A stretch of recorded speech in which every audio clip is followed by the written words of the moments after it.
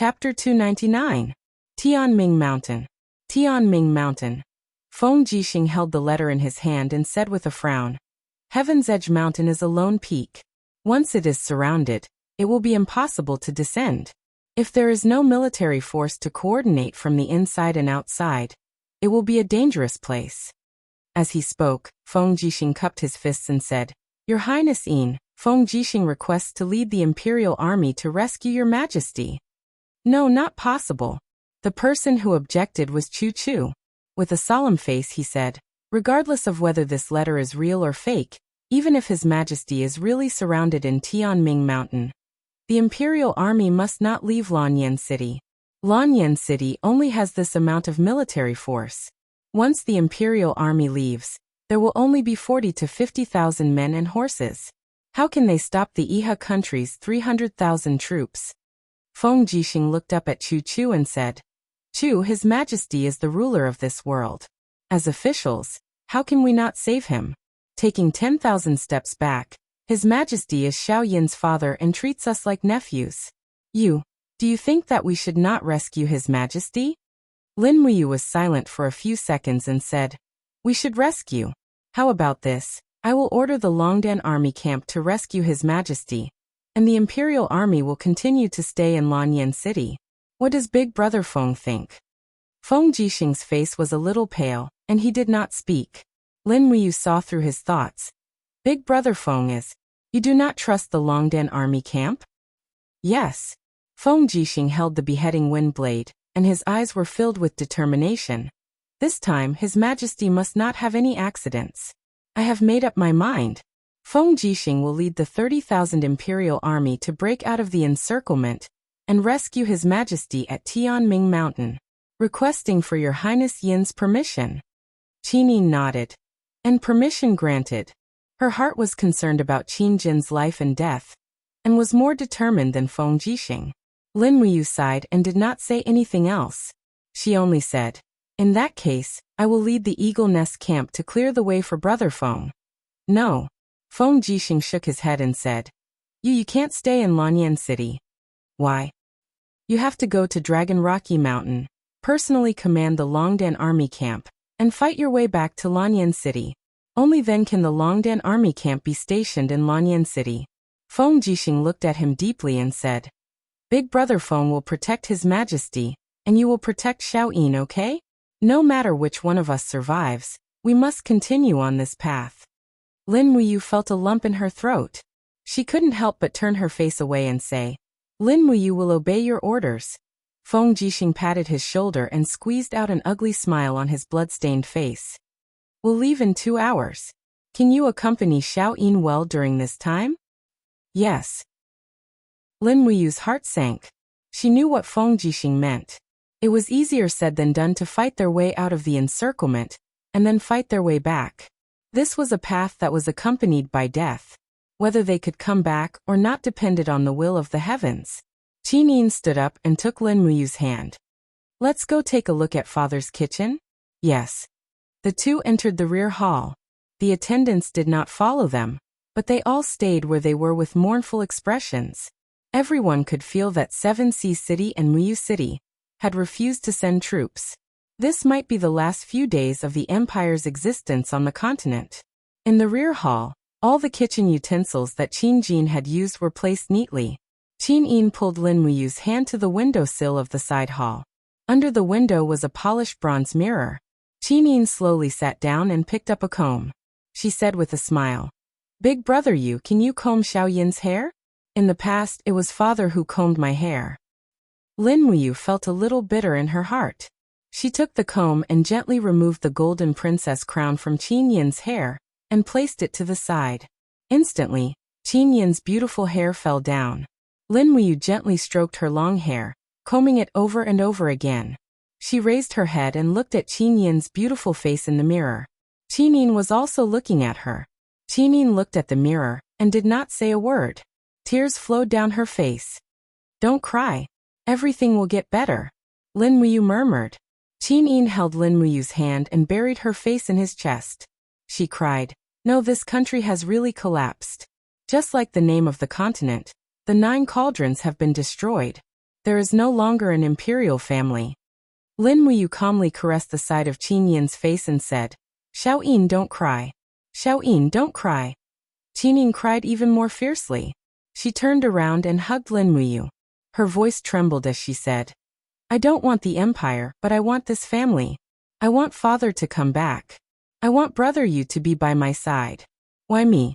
Why do I have to bear all of this? Lin Muyu smiled slightly. Xiao Yin, it's okay. Father and I will come back. No. Qin Yin bit her red lips and tears filled her eyes. I have been having the same dream every night. In the dream, father told me that I must be strong and live on. I know.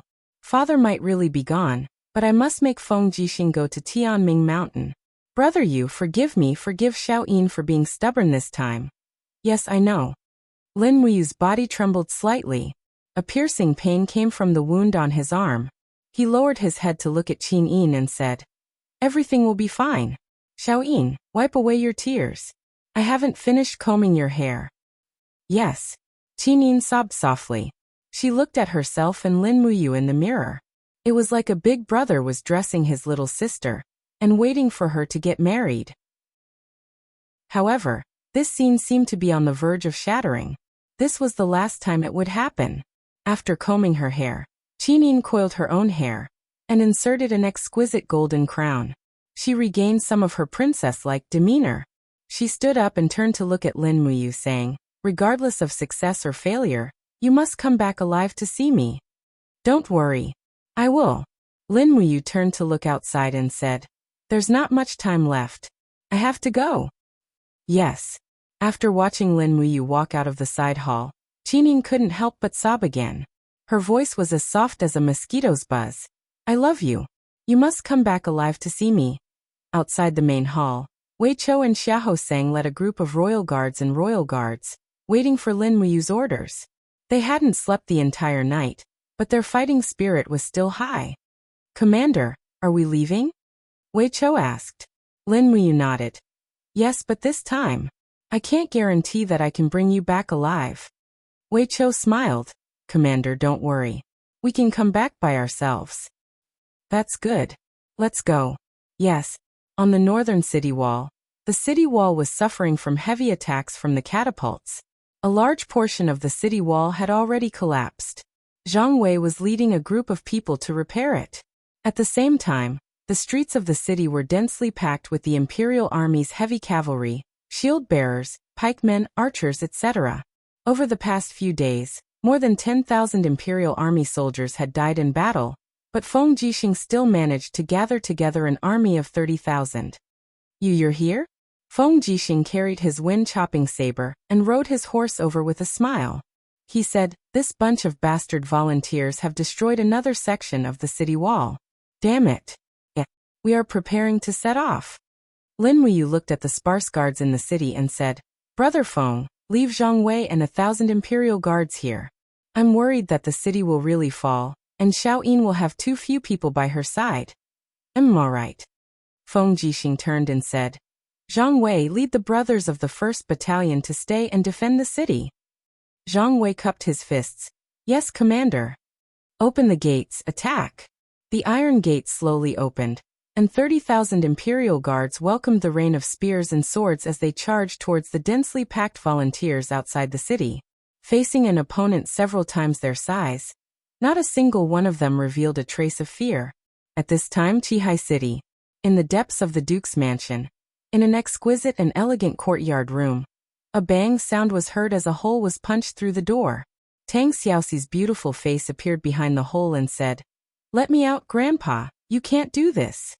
Tang Lan leaned on her walking stick and turned shakily to look at Tang Xiaoxi, saying, Xiaoxi, why can't you understand grandfather's painstaking efforts? What painstaking efforts? Tang Xiaoxi said angrily. You're obviously greedy for life and afraid of death. You're an important official of the empire, a duke of a region, but you're afraid of death and don't dare to send troops. I've seen through you. Grandfather is no longer the great general who followed the previous emperor to war. What did you say? Tang Lan was slightly angered, saying, Don't you understand? This is a brotherly dispute between Qin Jin and Qin Yi. It's best for our Qihai city not to get involved. Besides, Qin Jin's godson Lin Muyu killed your older brother Tang Bin. I will never forget this grudge. You should also remember that Lin Muyu is an enemy of the Tang family. We shouldn't save him. He killed my cousin in order to save me. How many times do I have to tell you before you understand?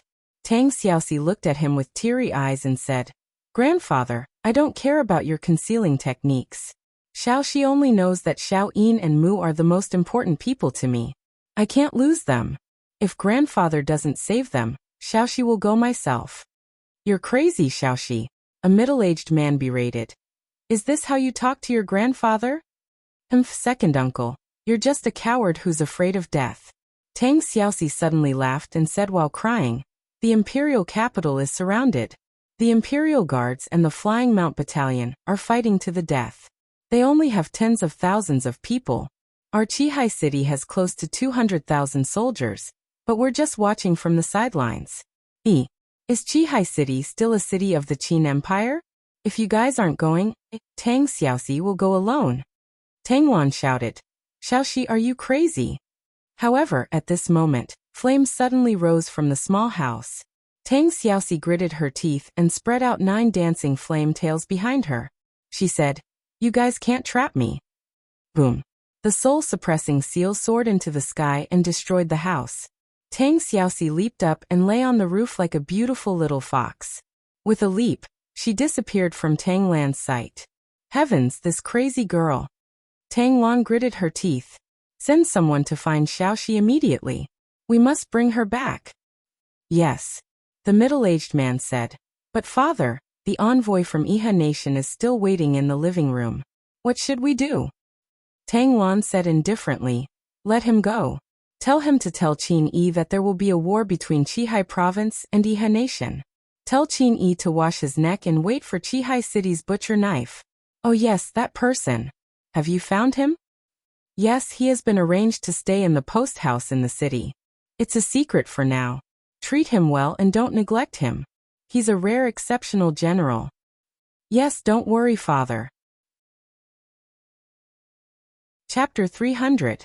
Outside Lanyan City, 30,000 imperial guards led the charge to break out of the encirclement. Feng Jixing held his long blade and rode his horse to the front of the formation. The purple electric flame wolf martial soul was entrenched around him, as though there was no one around. Lin Muyu led Wei Qiu, Xia Hosang, and the rest of the Eagle Nest Camp's armored soldiers, and followed the imperial guards to kill their way through. After breaking through 7 to 8 obstructing shield formations, the front was actually empty. The Iha country's army moved to the sides like a tide, as though they were afraid, but it was more like they were deliberately avoiding the enemy. What's going on? Feng Jixing held his bloody long saber, and said through gritted teeth, Long Qianlin wants to let the imperial guards break out of the encirclement on purpose.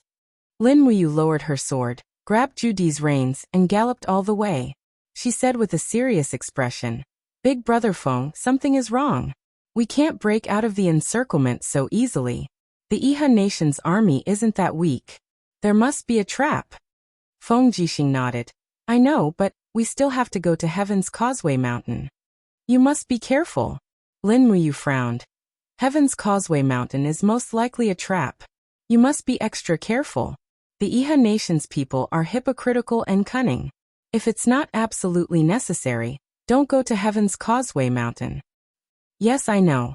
Feng Jixing nodded and said with a smile. You must also be careful.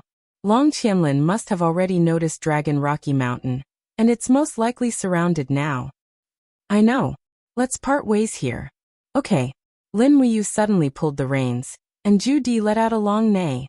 He took his master to the northeast, while Wei Qiu, Xia Hosang, and the other soldiers of the Eagle Nest camp followed.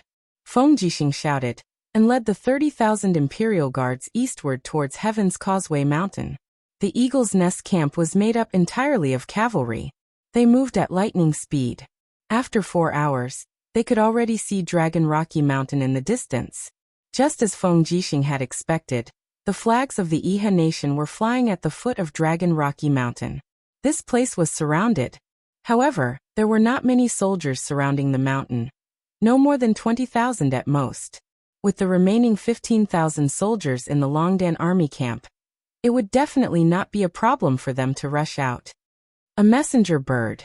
Lin Wuyu turned around and said. Wei Chou immediately took the cage from the side of the horse and handed the messenger bird to Lin Wuyu. Lin Wuyu quickly wrote a line of words. Luo Yu, I have led the Eagle Nest camp to the west of Dragon Rocky Mountain to provide support. You will lead all the troops of the Longdan army camp down the mountain and follow me back to the imperial capital. Lin Wuyu whoosh, the bird flapped its wings and flew high into the sky. Like a sharp white arrow, it shot towards the towering Dragon Rocky Mountain. Not long after, the sound of drums on the mountain did not stop. Countless flags of the Longdan army camp could be faintly seen flying in the air. There were also some families' purple flower flags among them. It seemed that Luo Yu had already regarded the Longdan army camp as one of the many armies of the empire. They are charging down the mountain, Xia Hosang said with a slightly excited smile. Lin Wuyu nodded. Let's go, we will charge in from the periphery. We will coordinate from the inside and the outside to welcome the Longdan army camp down the mountain. Yes. After returning the dragon spirit sword to its sheath, Lin Wuyu directly held the pear blossom spear and charged forward. Under the tactics of cavalry, the spear was naturally more lethal. As the saying went, an inch longer was an inch stronger. Moreover, the pear blossom spear was cold and sharp. It was very suitable for charging on horseback. Immediately, the hundreds of people from the Eagle Nest camp, led by Lin Wuyu, charged into the Iha nation's camp from the back like tigers entering a flock of sheep. Xia Hosang's broadsword directly chopped off the head of a volunteer soldier. He swept his gaze around and shouted, Commander, the ones surrounding the mountain are the troops of Swift White Province's Sunset City. Count Xiang Manning is already an old thing. Yet he still dares to come to the northern ridge to mess with us. He is simply an old bastard. Kill them all. Count Xiang Manning? Lin Wuyu frowned. At the same time, she also realized that the volunteer soldiers in front of her were indeed on the weak side. The soldiers seemed to have been out of battle formation for a long time. Faced with the Imperial Guards and Royal Army's attacks, they did not even have the slightest bit of strength to fight back. Just like that, she and her people killed their way into the depths of the camp. After Wei Chou shot the vanguard general with one arrow, the more than 10,000 volunteer soldiers lost their leader and completely became a target for slaughter. On the mountain, the Longdan army camp roared down. Luo Yu and Feng Shi rushed at the front of the crowd. How could the Sunset City army possibly withstand the elite heavy cavalry? In the blink of an eye, they tore through the encirclement. The powerful battle formation of the Longdan army camp directly caused the Iha nation's army to be frightened out of their wits. Their flags fluttered, and they collapsed without a fight. Seeing the Iha nation's army retreat like the tide, Luo Yu continued to ride forward. She found Lin Wuyu in the crowd, cupped her fists and said, Madam, should we chase after them? No need. Lin Wuyu shook her head. This volunteer army is not worthy of being our opponent. Follow me back to Lanyan City immediately. We are needed there. Yes. Turning their horses around, the 15,000 elites of the Longdan army camp led by Lin Wuyu and Luo Yu charged straight for Lanyan City. The sound of hooves was earth-shattering. It was as if this army had become Lanyan City's only hope. However, Lin Wuyu did not know that Lanyan City had already reached a point of no return. Boom. The city wall collapsed by another 20 meters. Zhang Wei, who was standing on the city wall, was dumbfounded. He watched as more than a dozen Imperial Guards fell into the rubble and were smashed into a pile of minced meat. The long saber in his hand was still trembling, and his face was ashen. He said, Repair the city wall immediately. Archers shoot. Don't stop. The moment we stop, the Iha nation barbarians outside will kill their way in. Yes. Guard the city gate and organize the shield formation below the city wall. Yes. A chiliarch of the Imperial Guards looked at Zhang Wei with a pale face and said, General Zhang, the Imperial Guards have suffered heavy losses. We don't have more people to organize the shield formation to protect the city gate. I don't care. Zhang Wei roared angrily. Even if I have to find all the prostitutes in Lanyan City, You have to organize a shield formation of 100 people to protect the city gate. Go. Someone, send a message to Zetian Palace and ask General Qinlei to send the Imperial Guards to reinforce the North Gate. The barbarians outside the North Gate are attacking like crazy. Heavens! Yes, General. Tongtian Street was bustling with people. They knew their fate on the day the city was breached. So many of them had already prepared their carriages. They were prepared to rush out and escape once the city gate was breached. They could not wait for death in the city. This made it even more difficult for the troops guarding the city to advance. In the distance, golden-purple Yinhua flags could be seen waving in the crowd. Get out of the way! An angry roar exploded in the crowd like a muffled thunder.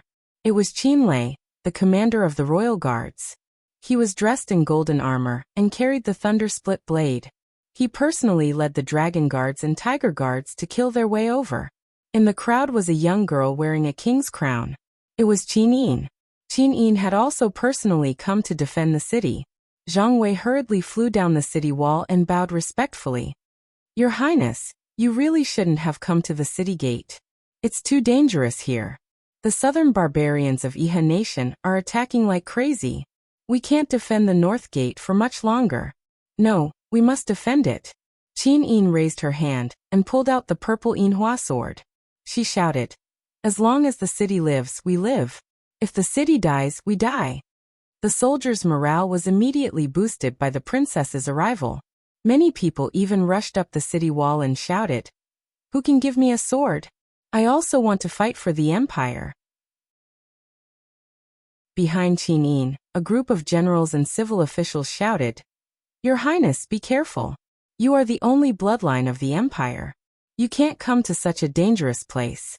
Hurry and return to Zetian Palace with us. Qin Yin did not care so much. With a few leaps, she landed on the city wall. In the distance, a scaling ladder was rapidly approaching the city wall. The volunteer soldiers on the scaling ladder aimed at Qin Yin, the general who was wearing the clothes of the empire's royal family. They raised their hands and shot a round of arrows. Qin Yin held the purple Yinhua sword horizontally in front of her chest. She lightly shook it. Suddenly, the purple Yinhua sword let out a sharp sword cry. It turned into a sound wave and attacked. 3 volunteer soldiers fell from the ladder. Qin Yin stomped on the bricks of the city wall with her small boots. 6 golden god-binding chains protected her body. She jumped on the ladder, and the sword light flashed continuously. 4 volunteer soldiers fell to the ground and died. Whoosh! When she jumped back to the city wall, a few arrows behind her pierced into the wall. Qin Yin couldn't help but feel a chill in her heart. This was war, not a game. She could die at any time. At the foot of the city, a group of volunteer soldiers had already recognized this beautiful girl. Their faces were filled with hatred as they shouted, She's Qin Yin, it's her. This ugly woman has oppressed the world and preys on the people. She's our enemy. Shoot her, quickly. Whoosh whoosh whoosh. Countless arrows flew over. Zhang Wei hurriedly raised his hand and snatched a shield in front of Qin Yin. The arrows landed on the wooden shield with a pa-pa-pa sound. Suddenly he felt his body heat up. With a wong sound, a huge fire cauldron appeared on the city wall. It was Choo-Choo. Fire cauldron Choo-Choo spun around on top of the city wall and lightly raised his palm. Boom!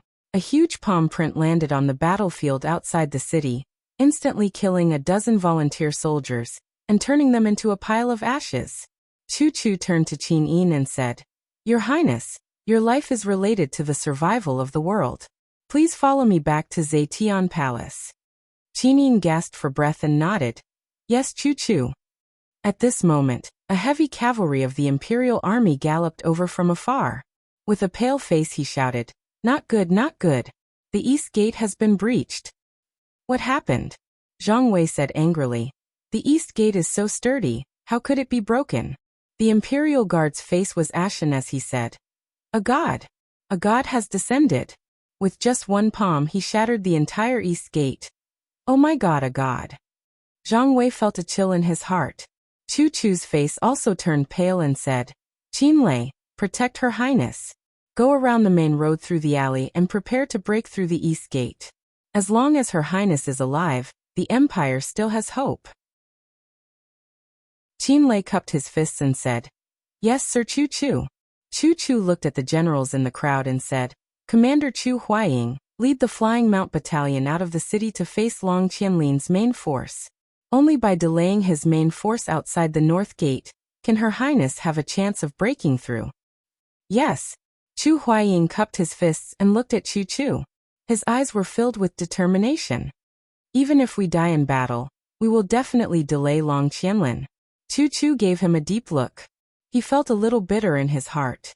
After a few seconds he said, You are the pride of the Empire." Chapter 301. Boom. Another section of the city wall collapsed, and the volunteer soldiers swarmed in. Not to mention the East Gate, even the North Gate in front of them was in danger. Chu Chu and Qin Lei protected Qin Yin together as they retreated from Zetian Palace Hall. The defeat of Lanyan City was inevitable. The Qin Empire had been around for more than 7,000 years. Finally, on this day, the fate of this ancient empire had come to an end. The war drums thundered, and the imperial guards, whose faces were covered with blood, carried the war drums to the city wall. They beat the war drums with all their might and cheered for the Flying Mount Battalion, which was streaming out of the city. Chu Huayin's armor was stained with blood, and his face looked tired. At this moment, the light of dawn fell on his face, making him look exceptionally handsome. With his hand on the hilt of his sword, Chu Huayin walked at the front of the Flying Mount Battalion. With an arrogant look on his face, he looked at the volunteer soldiers who were in formation outside the North Gate of Lanyan City from afar. This volunteer soldier used to be the private army of Qin Yi, the Prince of Jinnan. It was an elite army from Bailing City, one of the 7 famous cities of the empire. At this moment, there were only 150,000 soldiers left. It was precisely because of the existence of this army that led to the defeat of Lanyan City. The Flying Mount Battalion was one of the only remaining corps of the empire. At this moment, there were more than 5,000 soldiers left, and the former commander of the Flying Mount Battalion was Long Qianlin. At this moment, Long Qianlin had become the commander of this volunteer soldier in front of them. History repeated itself again and again, just like a reincarnation. Long Qianlin knew the art of battle formations very well, so he only sent 1/3 of the troops. 50,000 soldiers lined up on the plain, and all of them were armed with spears and shields. They formed 7 circular battle formations, surrounding and protecting each other. Their spears pierced through the gaps between the shields. This was a battle tactic specially created to deal with cavalry. Among the crowd, Long Qianlin spurred his horse forward. With a slightly proud expression on his face, he cupped his fists and said, "Commander Chu Huayin, you are one of the 4 heroes of Lanyan, and also Lin Muyu's brother. Qianlin pays his respects to you. If Commander Chu is willing to surrender, with your ability, Prince Jinnan will at least give you the title of Earl or Marquis. Why do you need to risk your life for the decadent and heartless empire?"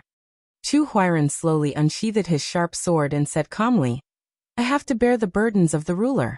His Majesty Qin Jin has bestowed me with great honor.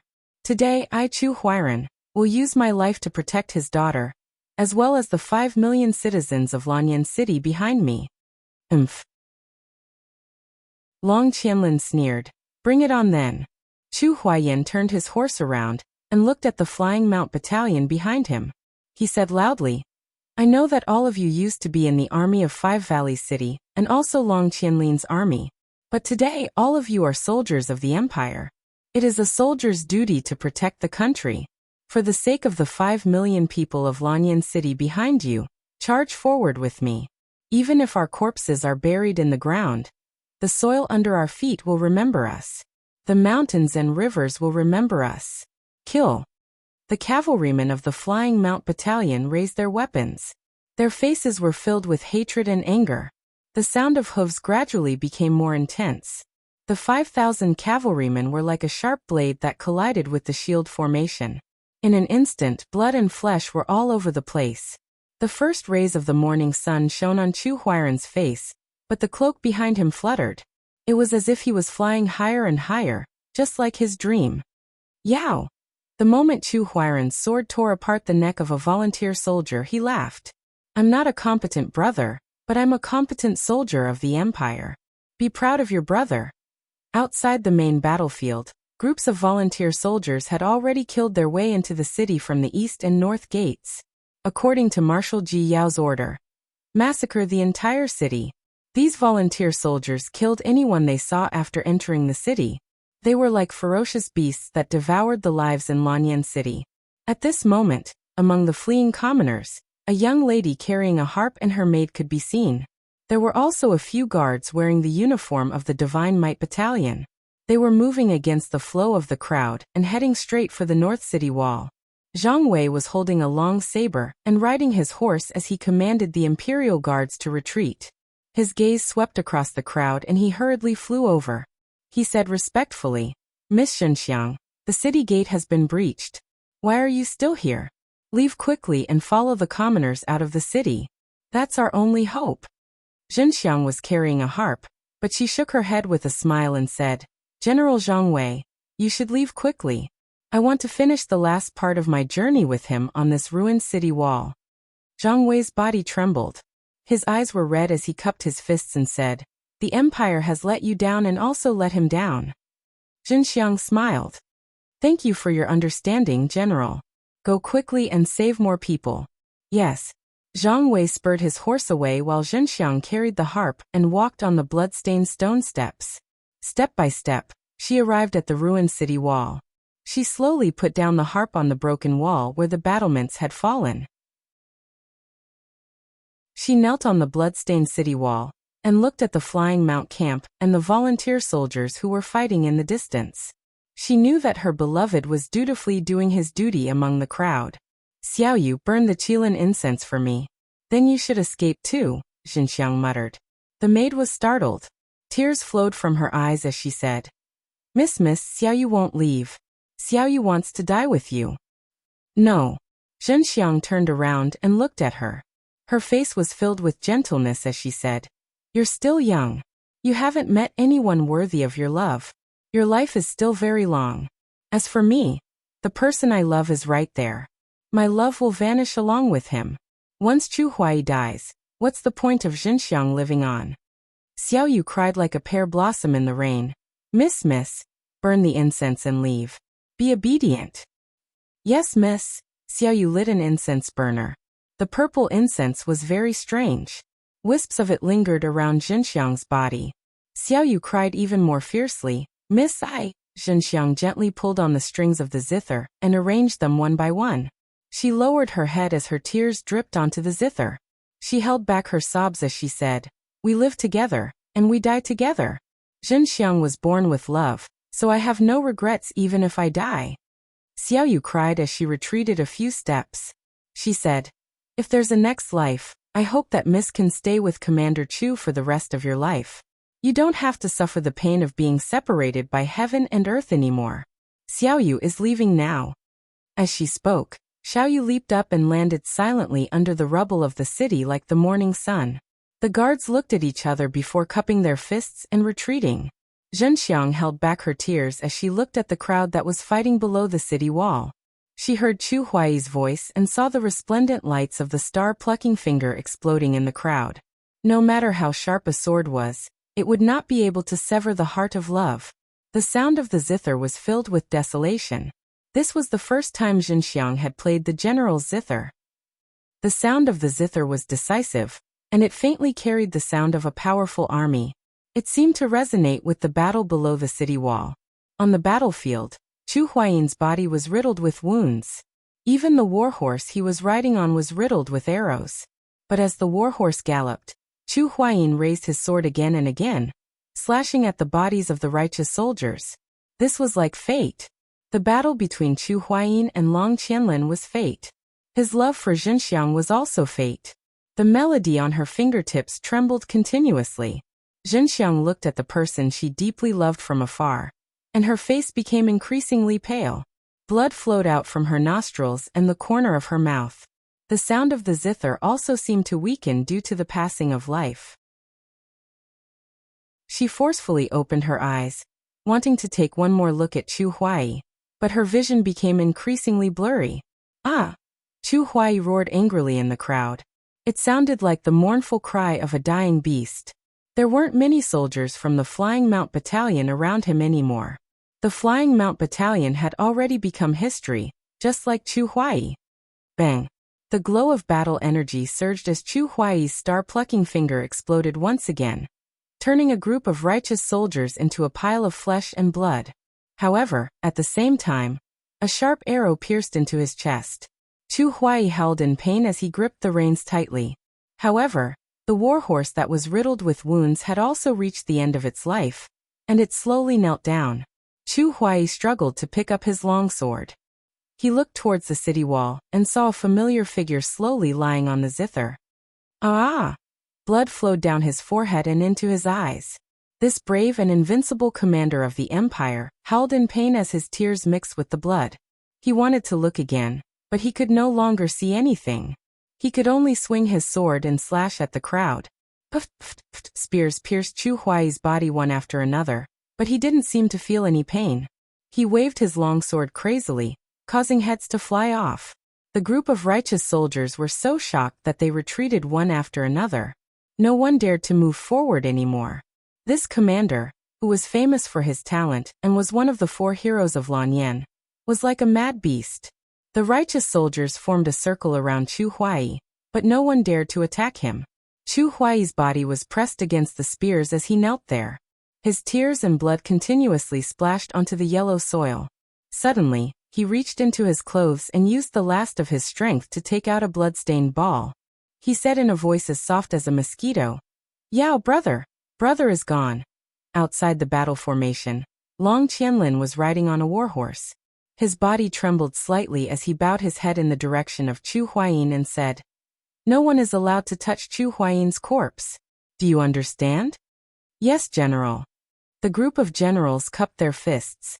At this moment, a messenger suddenly galloped over and said loudly, "General, something bad has happened. Lin Muyu has led the Longdan army camp's men here. They will arrive at the battlefield in 5 minutes at most." "He's finally here." Long Qianlin raised his hand slightly and said, "Block the north gate of Lanyan City with 20,000 men. Let Lin Muyu and the Longdan army camp enter with the remaining 100,000 men. Surround them. This is a battle of annihilation." A general asked, "General, you want to kill Lin Muyu?" Long Qianlin's eyes flickered as he said, "If you kill someone's elder brother and they have the ability to kill you, will you spare their life?" "I understand." The group of volunteer soldiers slowly dispersed as the Longdan army camp entered. Lin Muyu rode on his warhorse and ignored the volunteer soldiers who were surrounding him. He headed straight for the center of the battlefield and saw countless corpses in the distance. The Empire's purple Yinhua flag was scattered all over the ground. There was a person kneeling at the spot where the most corpses were piled up. His blood-stained commander's cloak fluttered gently in the wind. That was Chu Huai. Lin Muyu felt as if his heart had been pierced by thousands of arrows. His body swayed and he fell to the ground.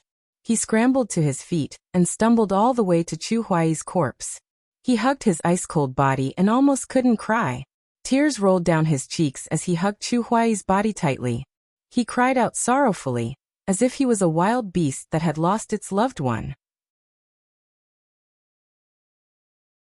Chapter 302. Plop. The exquisite ball, which was covered in blood, fell to the ground. Lin Muyu looked at it, and his heart felt like it was being stabbed by a knife. He gently picked up the exquisite ball and stuffed it into his clothes. He raised his hand and tore off his holy temple cloak, instantly tearing it into strips. He mounted his horse and tied Chu Huayin's corpse behind him. Tears flowed down his cheeks as he pulled out the pear blossom spear that was stabbed into the side of his horse. He muttered, "Revenge!" Luo Yu Weichou and the others pulled out their weapons one after another. Their faces were filled with anger and hatred as they shouted, "Revenge! Revenge!" At this time, Long Qianlin had already finished setting up the battle formation. The Iha nation's army was all around them. Long Qianlin had 150,000 elite soldiers, and 10,000 of them had been killed by Chu Huayin. There were still 140,000 of them left. His military strength was definitely above that of the Longdan army camp. However, Long Qianlin didn't dare to be careless, because the person commanding the Longdan army camp was Lin Muyu. She was the opponent he feared the most in his life. Cavalry, move out! The Yeong army finally mobilized the Lingnan heavy cavalry. About 30,000 of them slowly moved out of the formation, facing off with the Flying Geese formation. They were ready to attack at any time. Luo Yu raised her spear high and shouted, "Regroup the front line, cone formation." Long Qianlin was too arrogant. He actually wanted to use the Flying Geese formation to take over the Longdan army camp. However, it wasn't going to be that easy. Everyone in the Longdan army camp was equipped with shields and armor. It wasn't going to be that easy to take them down. Charge! Lin Muyu acted as the sharp blade of the cone formation. She patted her horse and galloped forward. The sound of the horse's hooves could be heard behind her as she charged towards the opponent's Flying Geese formation. Just as the two sides were about to collide, the soldiers of the Brave Dragon Battalion took out their longbows and shot a round of arrows. Furthermore, they were using white diamond arrowheads. The white diamond was so sharp that it could penetrate a 10-centimeter thick steel plate. How could the Lingnan cavalry's armor withstand it? Puff, puff, puff, puff. Blood splattered everywhere. One round of arrow rain was enough to injure or kill thousands of Lingnan cavalrymen. This kind of loss was nothing much, but the corpses of the cavalrymen quickly became obstacles for their comrades at the back. When they collided with each other, the losses were hard to calculate. What was worse was that the Courage Dragon Battalion was charging towards them. The group of people led by Lin Muyu suddenly thrust their spears forward. Amidst the violent collision, the two heavy cavalry clashed head-on. In an instant, it was clear who had the upper hand. Lin Muyu's expensive equipment showed her advantage. She killed the Lingnan cavalry with a single charge. After nearly 20 minutes of charging, both sides changed their positions and regrouped their formation. They were ready to attack again. However, the Lingnan cavalry had lost almost 5,000 men. On the other hand, the Longdan army camp had lost less than 1,000 men. Bastard! Long Qianlin clenched his fist and said coldly, "What kind of arrowhead is that? It can actually pierce through our steel shields. Lin Muyu is just too terrifying." A military officer cupped his fist and said, "General, do you want me to send someone to fetch an arrowhead for us to take a look?" "There's no need.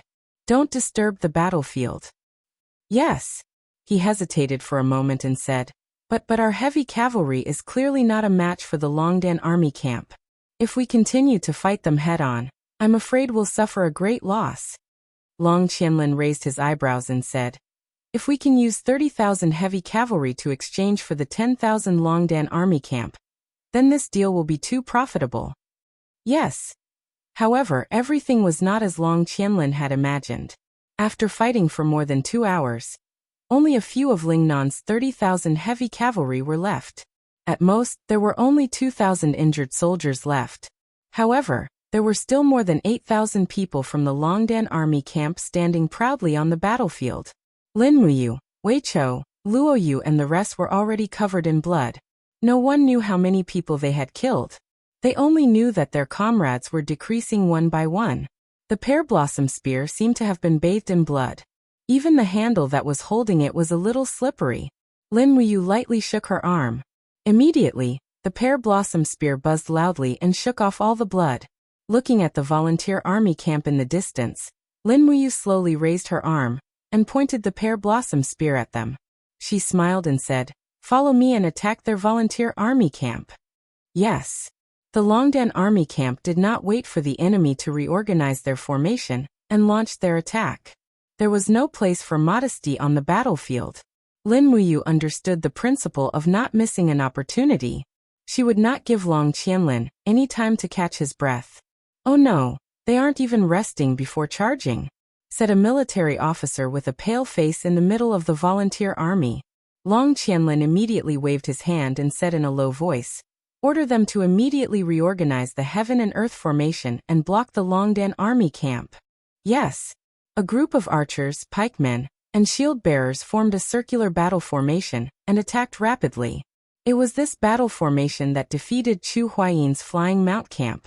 Now Long Qianlin was using the same tactic again. It seemed like he wanted Lin Muyu to end up like Chu Huayin. Not only that, he swept his gaze across the crowd and cupped his fists. Lord Kobin, please come out and help us kill Lin Muyu. Among the crowd, a middle-aged general who seemed to be in his 50s rode out of the formation. His face was expressionless, but when he frowned, an invisible aura descended on the surroundings, causing Long Qianlin and the others to feel a boundless pressure. This was the domain of a Saint Realm expert. This Kobin was one of the Saint Realm experts that Luolan had brought down from the Sacred Peak. Currently, he was under Long Qianlin's command. As soon as Kobin came out of the battle formation, it seemed like all the Iha Nation soldiers were excited. Lin Muyu and the others naturally did not know about Kobin's existence. In the midst of a chaotic battle, how could Lin Muyu be distracted to use the spiritual pulse technique? The pear blossom spear in her hand was stained with blood again. Facing the heaven and earth formation, Lin Muyu decisively ordered the white diamond arrows to open up a path. After shooting the shield bearers on the periphery, they charged straight in and used the heavy armor of the Longdan army camp to block the arrows. At the same time, they trampled with their iron hooves, instantly destroying the heaven and earth formation formed by 5,000 people. Continue, follow me and charge forward. The army collided with the second heaven and earth formation. Lin Muyu took the lead, waved her iron fist, and directly punched out with chaos of the common people. With a bang, more than 10 shield bearers were sent flying and turned into blood. Behind her, Wei Chou shot an arrow and killed captaincy in the formation. Then the Longdan army camp charged straight in and was about to destroy the second heaven and earth formation. Long Qianlin narrowed his eyes and watched from afar. His palms were drenched in sweat as he said faintly, Lin Muyu, I want to see how you're going to defend against a saint. If you die in battle, I'll collect your corpse. I won't let you suffer any humiliation. You're the same as Chu Huaying, a respectable soldier of the empire. You're the pride of this land. In the battle formation, a person suddenly broke through the wind. It was Kobin. Kobin held a long saber in his hand and attacked from the right side. The handle of the saber swept diagonally, and the power of the sanctuary surged. Immediately, the heads of 5 soldiers in the Longdan army camp flew into the air. Some of them even had their helmets cut off. After this attack, Kobin roared and punched forward with his iron fist. Suddenly, the space was slightly distorted. In the next moment, with a bang, more than 10 soldiers in the Longdan army camp were all swallowed by the flames. The flames in the battle formation soared into the sky. This was the cultivation of a sanctuary expert. It's a sanctuary, Wei Chou shouted. Men, come with me and kill them. No, you stay. Lin Muyu looked at Wei Chou from afar and gestured for him to stop. She said, everyone change your bows and arrows. Let's kill this sanctuary expert first. I'll distract him. With that, Lin Muyu turned over and dismounted from the horse. She used the falling star steps and moved faster than the horse. The pear blossom spear was already hanging on the horse's back, but she raised her hand and pulled out the dragon spirit sword. She attacked from behind Kobin. With a roar, the fire in her palm was dense, and she directly used a spiral break that was infused with the true dragon essential fire. At the same time, with a swoosh in the air, the invisible demonic noise saber also flew out. Die. In the crowd, Kobin brazenly punched the heart of a soldier in the Longdan army camp, but he also felt the strong flame energy behind him. He quickly turned around and saw Lin Muyu. He couldn't help but laugh. Second heaven of the heaven realm? You'll still die. He spurred his horse forward, his eyes filled with killing intent. Suddenly, his aura rose, and the surrounding time seemed to freeze. Suddenly, everyone couldn't move, and an invisible aura controlled everything. Domain. Ha. Kobin laughed maniacally as he charged toward Lin Muyu. His fists were covered in scorching flames, and he blasted the dragon flame spiral break aside before unleashing another punch that struck the wall of her golden gourd. Bam! Lin Muyu was completely immobilized within the domain, and she threw up a mouthful of blood as she flew back a few steps. However, right at this moment, Wei Chou and the others, who were over 100 meters away, weren't within the domain. He raised his demon-devouring bow, and an arrow flew through the air before striking Kobin's suit of battle armor. The arrow penetrated about 3 centimeters into the suit of battle armor, and Kobin hurriedly stumbled back a few steps with an astonished expression on his face. How is this possible? His aura was thrown into disarray, and his domain also disappeared. Lin Muyu spun around and landed firmly on the ground. Her battle boots shone with a golden light as she stomped on the ground. Swoosh, swoosh, swoosh, swoosh. Golden gourd vines rose from the ground and bound Kobin tightly, not giving him any chance to break free from the gourd vines. Xiahou sang Luoyu, and the rest all took out their bows and arrows and released them. In an instant, Kobin had turned into a porcupine. Crack! An invisible demonic noise saber flew through the air, slicing through Kobin's head as well as the gourd vines. A Saint Domain powerful being had just died in the midst of a chaotic battle, and that seemed to further reinforce the saying that 2 fists were no match for 4 hands, let alone the elite Longdan army camp. Kobin had underestimated his opponent far too much. After getting onto her steed, Lin Muyu's expression became even more resentful as she yelled, "Continue to charge!" The morale of the Iha nation soldiers was also shaken by Kobin's death. Long Qianlin was completely flabbergasted, and he couldn't help but mutter, "How is this possible? Great General, should we retreat our command camp?" One of the generals suggested. Long Qianlin gritted his teeth in response. "No, switch from defense to offense. Gather our forces and hold off the Longdan army camp." "Yes." Chapter 303. Mount Heaven's Causeway was a solitary peak that towered between heaven and earth. When Feng Jixing arrived at Mount Heaven's Causeway with 30,000 imperial guards, there was no trace of the imperial flag. Instead, Mount Heaven's Causeway was surrounded by the Tianshu province army that had changed their flag. 80,000 Tianshu soldiers were camped at the foot of Mount Heaven's Causeway, and their leader was Yuqi Tian, the head of the Yuqi family.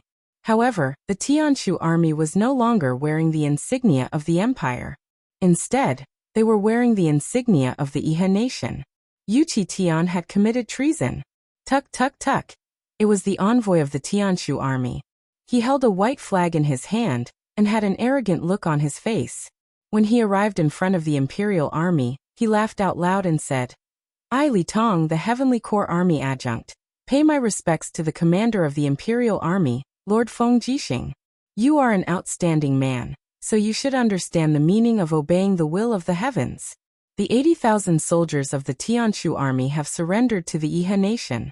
Together with the 50,000 reinforcements from Lingnan, there are 130,000 soldiers waiting for you, Lord Feng Jixing. His Highness, the Southern Guardian King, has said that as long as you are willing to surrender to the Iha nation, he will confer you the title of Northern Guardian King. What do you think, Lord?" Feng Jixing sat on his warhorse with a tired expression. He looked at Li Tong indifferently until he saw that Li Tong was a little ill at ease. "Lord, why are you looking at me like that?" Feng Jixing smiled. "I want to see what a dog's face looks like." "You," Li Tong said angrily. "Feng Jixing, don't think that you're so great just because you're the commander of the Imperial Guards. Let me tell you, the Empire is finished. From now on, it will be the Iha nation's world.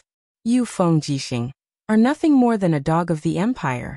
Commander Yuqi Tian sent me here to negotiate with you because he thinks highly of you, Feng Jixing. Otherwise, my 130,000 soldiers would be able to destroy your mere 30,000. Then let him destroy us." Feng Jixing suddenly pulled out his saber and directly chopped off Li Tong's head.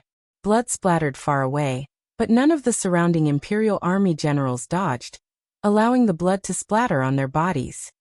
This way, no one will be able to report back to Yuqi Tian and have him destroy us, Luo Lai said indifferently.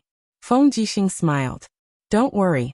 I'm sure that old dog Yuqi Tian will understand what I mean." "What now?" "His Majesty has been murdered." Feng Jixing murmured, "Let's retreat. Retreat towards the direction of the imperial capital. Retreat as we fight. But I don't know if I can bring you all back to the imperial capital alive. We will follow the commander without any regrets even if we die," Luo Lai said with a smile. When Feng Jixing and the others turned around to retreat, the sound of war drums could be heard from behind them. The 80,000 soldiers from the Tianshu army had already caught up, and were charging over from all directions. Meanwhile, another group of Iha nation's troops appeared in the forest on the side. It was the troops from Lincoln province. Feng Jixing's eyes turned cold as he said, "Don't continue fighting. Cavalry, switch to bows and long-range projectiles. Cover the infantry's retreat." Yes. Sounds of killing could be heard from all directions in the forest. In Lanyan City, dust was flying everywhere on the battlefield north of the city, but the battle was nearing its end. The afterglow of the setting sun shone on the battlefield, illuminating the pools of blood. After a whole day of fighting, the Longdan army camp had not been able to charge out of here, but the Iha nation had paid an even heavier price. More than half of the 150,000 elite soldiers under Long Qianlin's command had been killed by the Flying Mount camp and the Longdan army camp in a single day. "Chief General." An old general looked at the unbearable scene on the battlefield and said with a trembling voice, "These Iha nation soldiers are the Lingnan warriors who were raised by His Highness, the Prince of Jinnan. Now 90,000 of our 150,000 soldiers have died in battle. I'm afraid it's not appropriate for us to continue fighting. Otherwise, if His Highness investigates, I'm afraid that Chief General will not be able to absolve himself from the blame. No, we must kill everyone in the Longdan army camp." Long Qianlin looked at the battlefield with an ashen face and said, "There are only slightly more than 1,000 soldiers left in the Longdan army camp. Only by killing them can it be considered a real victory. If we don't get rid of the Longdan army camp today, this troop will definitely be a huge problem for us in the future." The old general gritted his teeth and said, "Chief General, His Highness gave you the military power, so that you can fight for the Iha nation. However, you seem to have placed the grudge between you and Lin Muyu in a more important position. If that's the case, I'm afraid I have to consider reporting to His Highness." "You?" Long Qianlin narrowed his eyes. The old general continued, "I've also heard that it was Lin Muyu who saved your wife Hu Xiaoyun when you were in Five Valley City. I don't know if that's true. Since you're indebted to Lin Muyu, why are you so ruthless, Chief General?" Long Qianlin laughed miserably and said, "Do you think that I don't want to let Lin Muyu go? However, do you know what kind of price we'll have to pay once Lin Muyu takes her revenge? I'm afraid it won't be as simple as tens of thousands of people. However, since you've said so, let's drop the matter for today. I don't want a hero like Lin Muyu to die on the battlefield. Men, sound the gongs to retreat and let Lin Muyu enter the city." "Yes, General." The gongs sounded and the Iha nation soldiers under Long Qianlin's command retreated like a receding tide, opening up a path to Lanyan City for the Longdan army camp. Lin Muyu was panting heavily. The fighting energy and physical strength in her body were almost depleted. Even the strength to hold the dragon spirit sword was strained. Beside her, a Catasaurus's red crystal scales were covered in blood. The little fellow was very happy after being released to help in the battle. However, it was so tired that it followed beside Lin Muyu like a reptile. Looking at Lanyan City in the distance, it had already changed. "Xiaoyin," Lin Muyu murmured, but she didn't know if her beloved was still alive. Wei Chou, who was covered in blood, said calmly, "Commander, they're massacring the city." Yes, Lin Muyu could see everything clearly. At this moment, Lanyan City was almost filled with the Iha nation's troops. Under Marshal Ji Yao's Iron Order, the Iha nation's army of more than 200,000 soldiers were massacring the citizens of Lanyan City. There was no resistance, only death and fear. Boom. Another section of the city wall collapsed, and a body fell from the broken wall. A Guqin and a woman were lying among the rubble.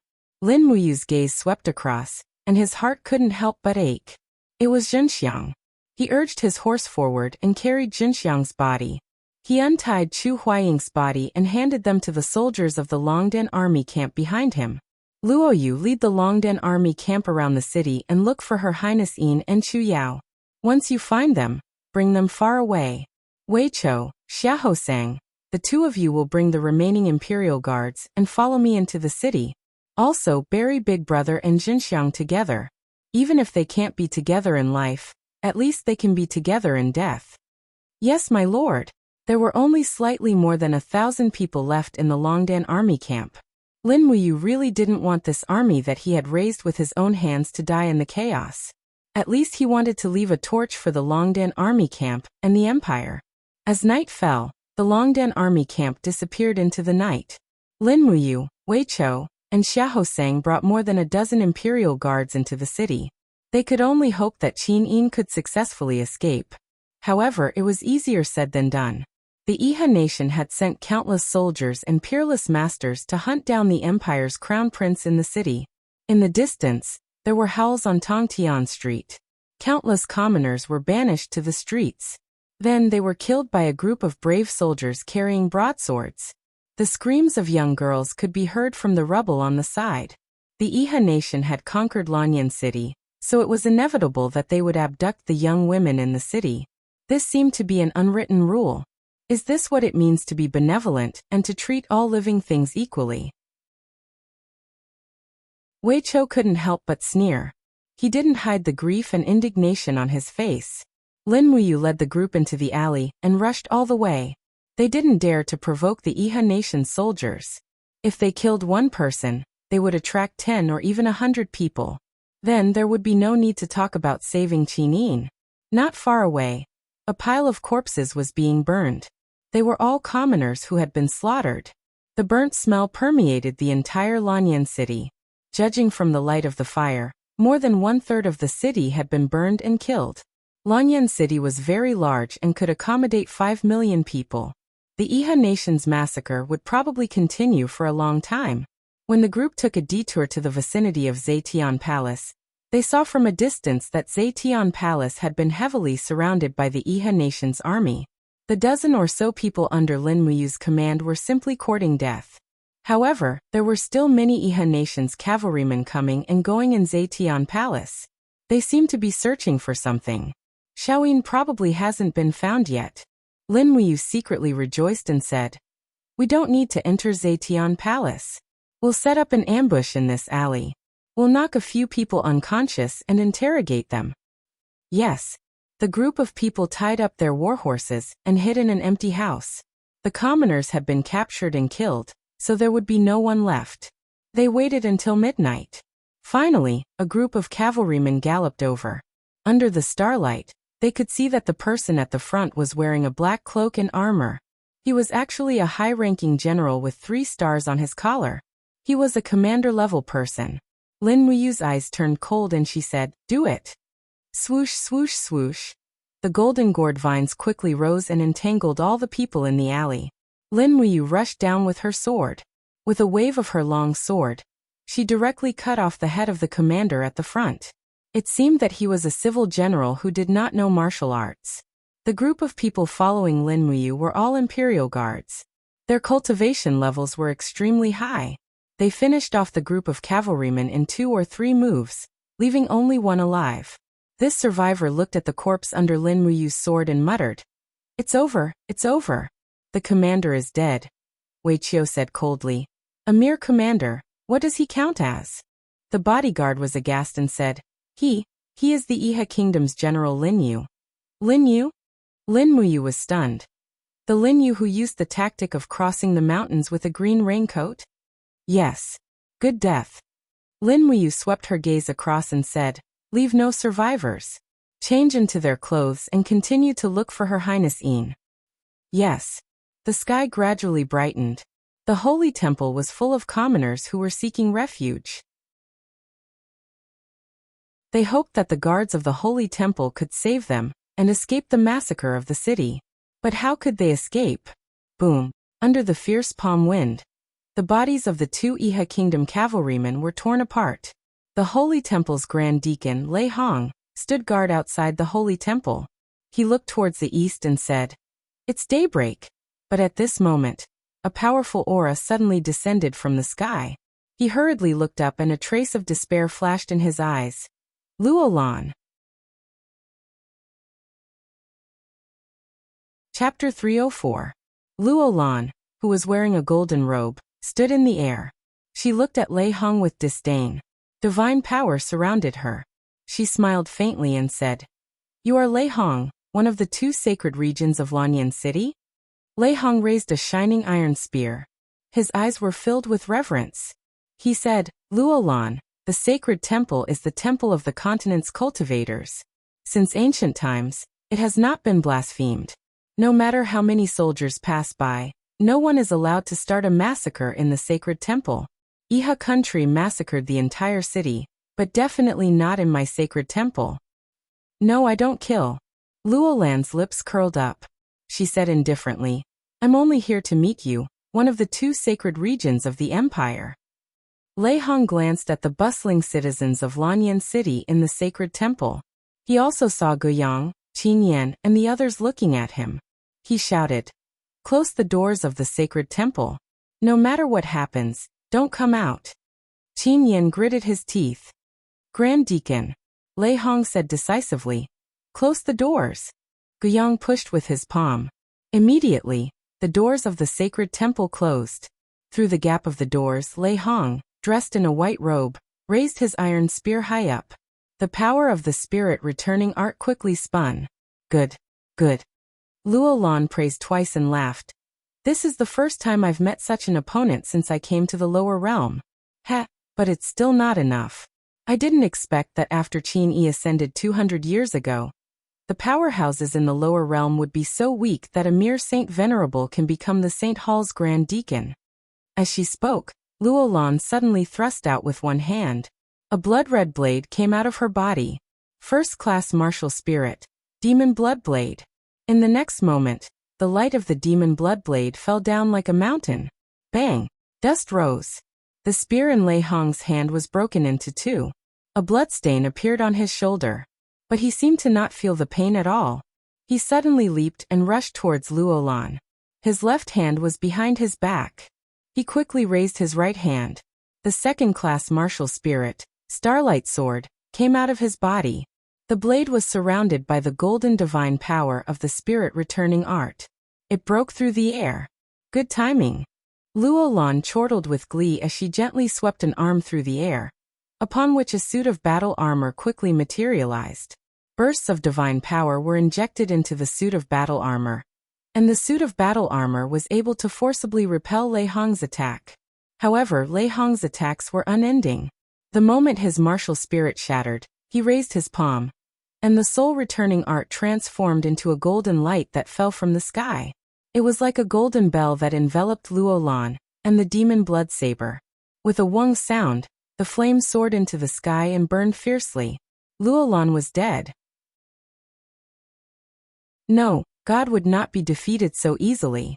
In the next moment, with a chi-la sound, space distorted slightly, and a spatial crack suddenly appeared behind Lei Hong. Luo Lan's figure came out and she said indifferently, It ends here, Lei Hong. Go to the afterlife. Buzz. The demon blood saber glowed brightly, forming a powerful divine realm domain that enveloped Reiham and Luo Lan. Arg! Lei Hong let loose a howl of anguish as blood flowed from the corners of his mouth. He abruptly fell to his knees, and he was completely unable to activate his Saint Realm domain. In the face of Luo Lan's power, he appeared to be extremely weak. Furthermore, the blood that was seeping out of the corners of his mouth transformed into beads of blood that flew toward the demon blood saber. The demon blood saber was a renowned lethal weapon that devoured the blood essence of others in order to become more powerful. Golden red light swelled even further, and Luo Lan's expression was quite sinister as she chortled with glee. Accept your fate. The history of our empire is over. Lei Hong's body began to twist and contort, but he gritted his teeth and endured the immense pain without uttering a single sound. A series of bloody grooves appeared on his skin and face, and his energy and blood were being sucked dry by the demon blood saber. However, he was unwilling to give up his entire cultivation base to the demon blood saber. You. Reiham roared into the sky. The underworld azure stone ring on his thumb buzzed out of the black tortoise shield. However, it instantly shattered under the pressure of the demonic blood saber. Reham's muscles and chi and blood swelled up as he roared. Take revenge for me. Pung. Golden light exploded, and the entire plaza in front of the temple turned into a huge pit. Lei Hong's body had already disappeared. Ashes to ashes, dust to dust. A dignified grand deacon of the temple had actually died without a complete corpse. Ding! The azure netherstone ring was very sturdy, and it actually fell into the rubble in the huge pit unscathed. Umph! Luolan snorted coldly, and suddenly slapped out with his palm. Amidst the rumbling sound, the metal doors of the temple turned into dust and fell down. He looked at Guiyang, Qin Yan, and the group of commoners in the temple, and said indifferently, I, Luolan, have already become a god, and am not willing to harm the common people, so I won't kill you. However, you must tell me, there is still a holy region. Where is that Chu-Chu? Qin Yan raised the fire serpent spear and walked forward step by step, the dragon scale armor covering his body. His eyes were filled with anger as he said, Don't think that you can humiliate the lives of others just because you are a god. You want to kill Chu-Chu? Dream on. Ha ha ha. Luolan looked deeply at Qin Yan and said, You are not worthy for me to make a move. Scram. Bullshit. Qin Yan roared angrily, raising his spear and rushing towards the sky. He landed diagonally, and the spear pierced downwards like lightning. However, Luolan did not do anything at all. The protective astral wall on the surface of his body forcefully sent Qin Yan flying. A stream of fresh blood spurted out in the air. Qin Yan's arms were already injured. Falling to the ground in a sorry state, Guiyang hurriedly helped Qin Yan up, his gaze hinting for him to stop attacking. And the group of instructors and sparring masters in the temple were nearly scared out of their wits. It could be seen how strong this god in front of them was. The strongest instructor of the temple could not even touch him, and he was already heavily injured. If it were someone else, they would probably have been smashed into pieces long ago. Guiyang looked at Luolan, shook his head and said indifferently, The massacre of the Iha kingdom. Everyone's whereabouts are unknown. As for where Chu-Chu is, we don't know either. Emph. Luolan snorted coldly, turned around and flew out. Guiyang sucked in a breath of cold air and said, Don't hesitate anymore. Escort the citizens out of the city. The more that can escape, the better. Lord Qin Yan, can you still move? Qin Yan held onto his spear, wiped off the blood at the corner of his mouth, and said, I'm fine. Let's go. I wonder how Big Brother and Big Brother Lin Muyu are doing. An instructor cupped his fists and said, I heard that the flying mount camp was completely annihilated, and Lord Chu Huayin has already died for the country. Ah.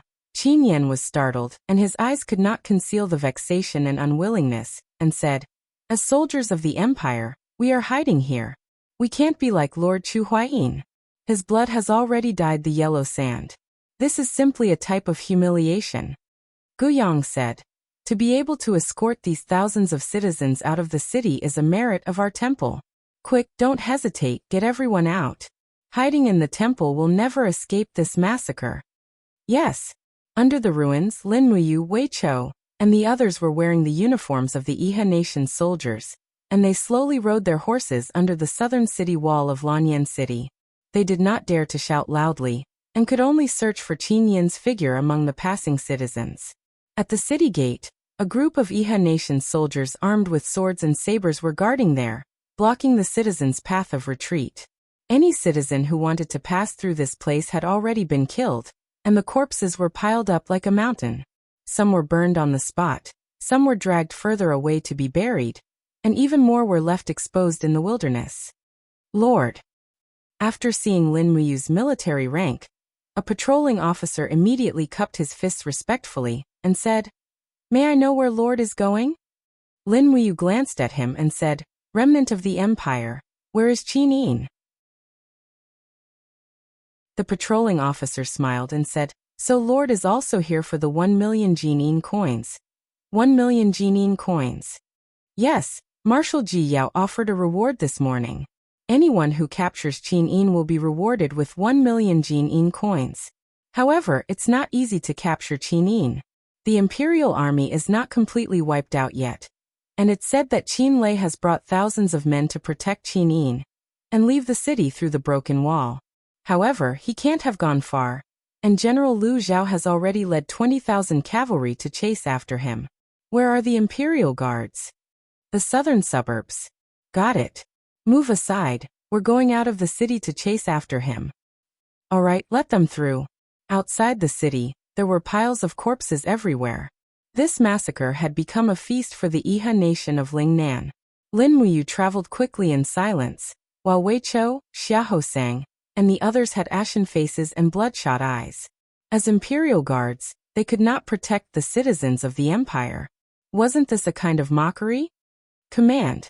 Wei Chou's ears perked up, and after listening attentively he said, "There are sounds of fighting in the southeast." Lin Muyu's spirit pulse technique had also sensed many auras ripples, and she said, "Go quickly, we might be able to make it in time." Yes. The horses galloped through the blood-stained soil, and when Lin Muyu and the others rushed out of the forest, they saw a group of people fighting in the distance. However, the battle was nearing its end, and there were corpses of imperial guards and Iha soldiers everywhere. In the open space in the forest, there were hundreds of Iha nation archers holding bows and arrows, continuously shooting at the people in the inner circle. "All right." A mid-ranked officer raised his hand and said, "The imperial guards of the Qin Empire are all dead, so let's not waste time here.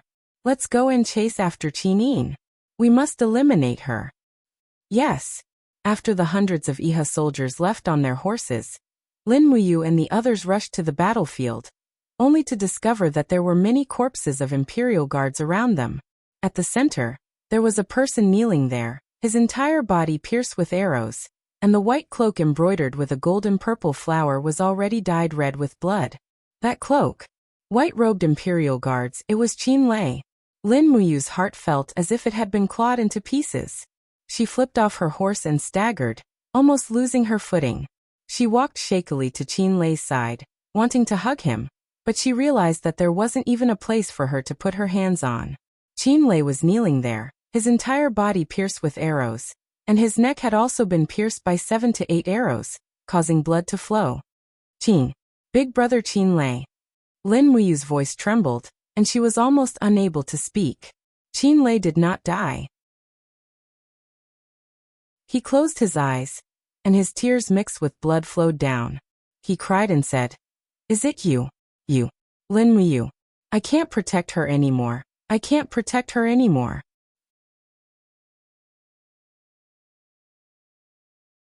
Chapter 305.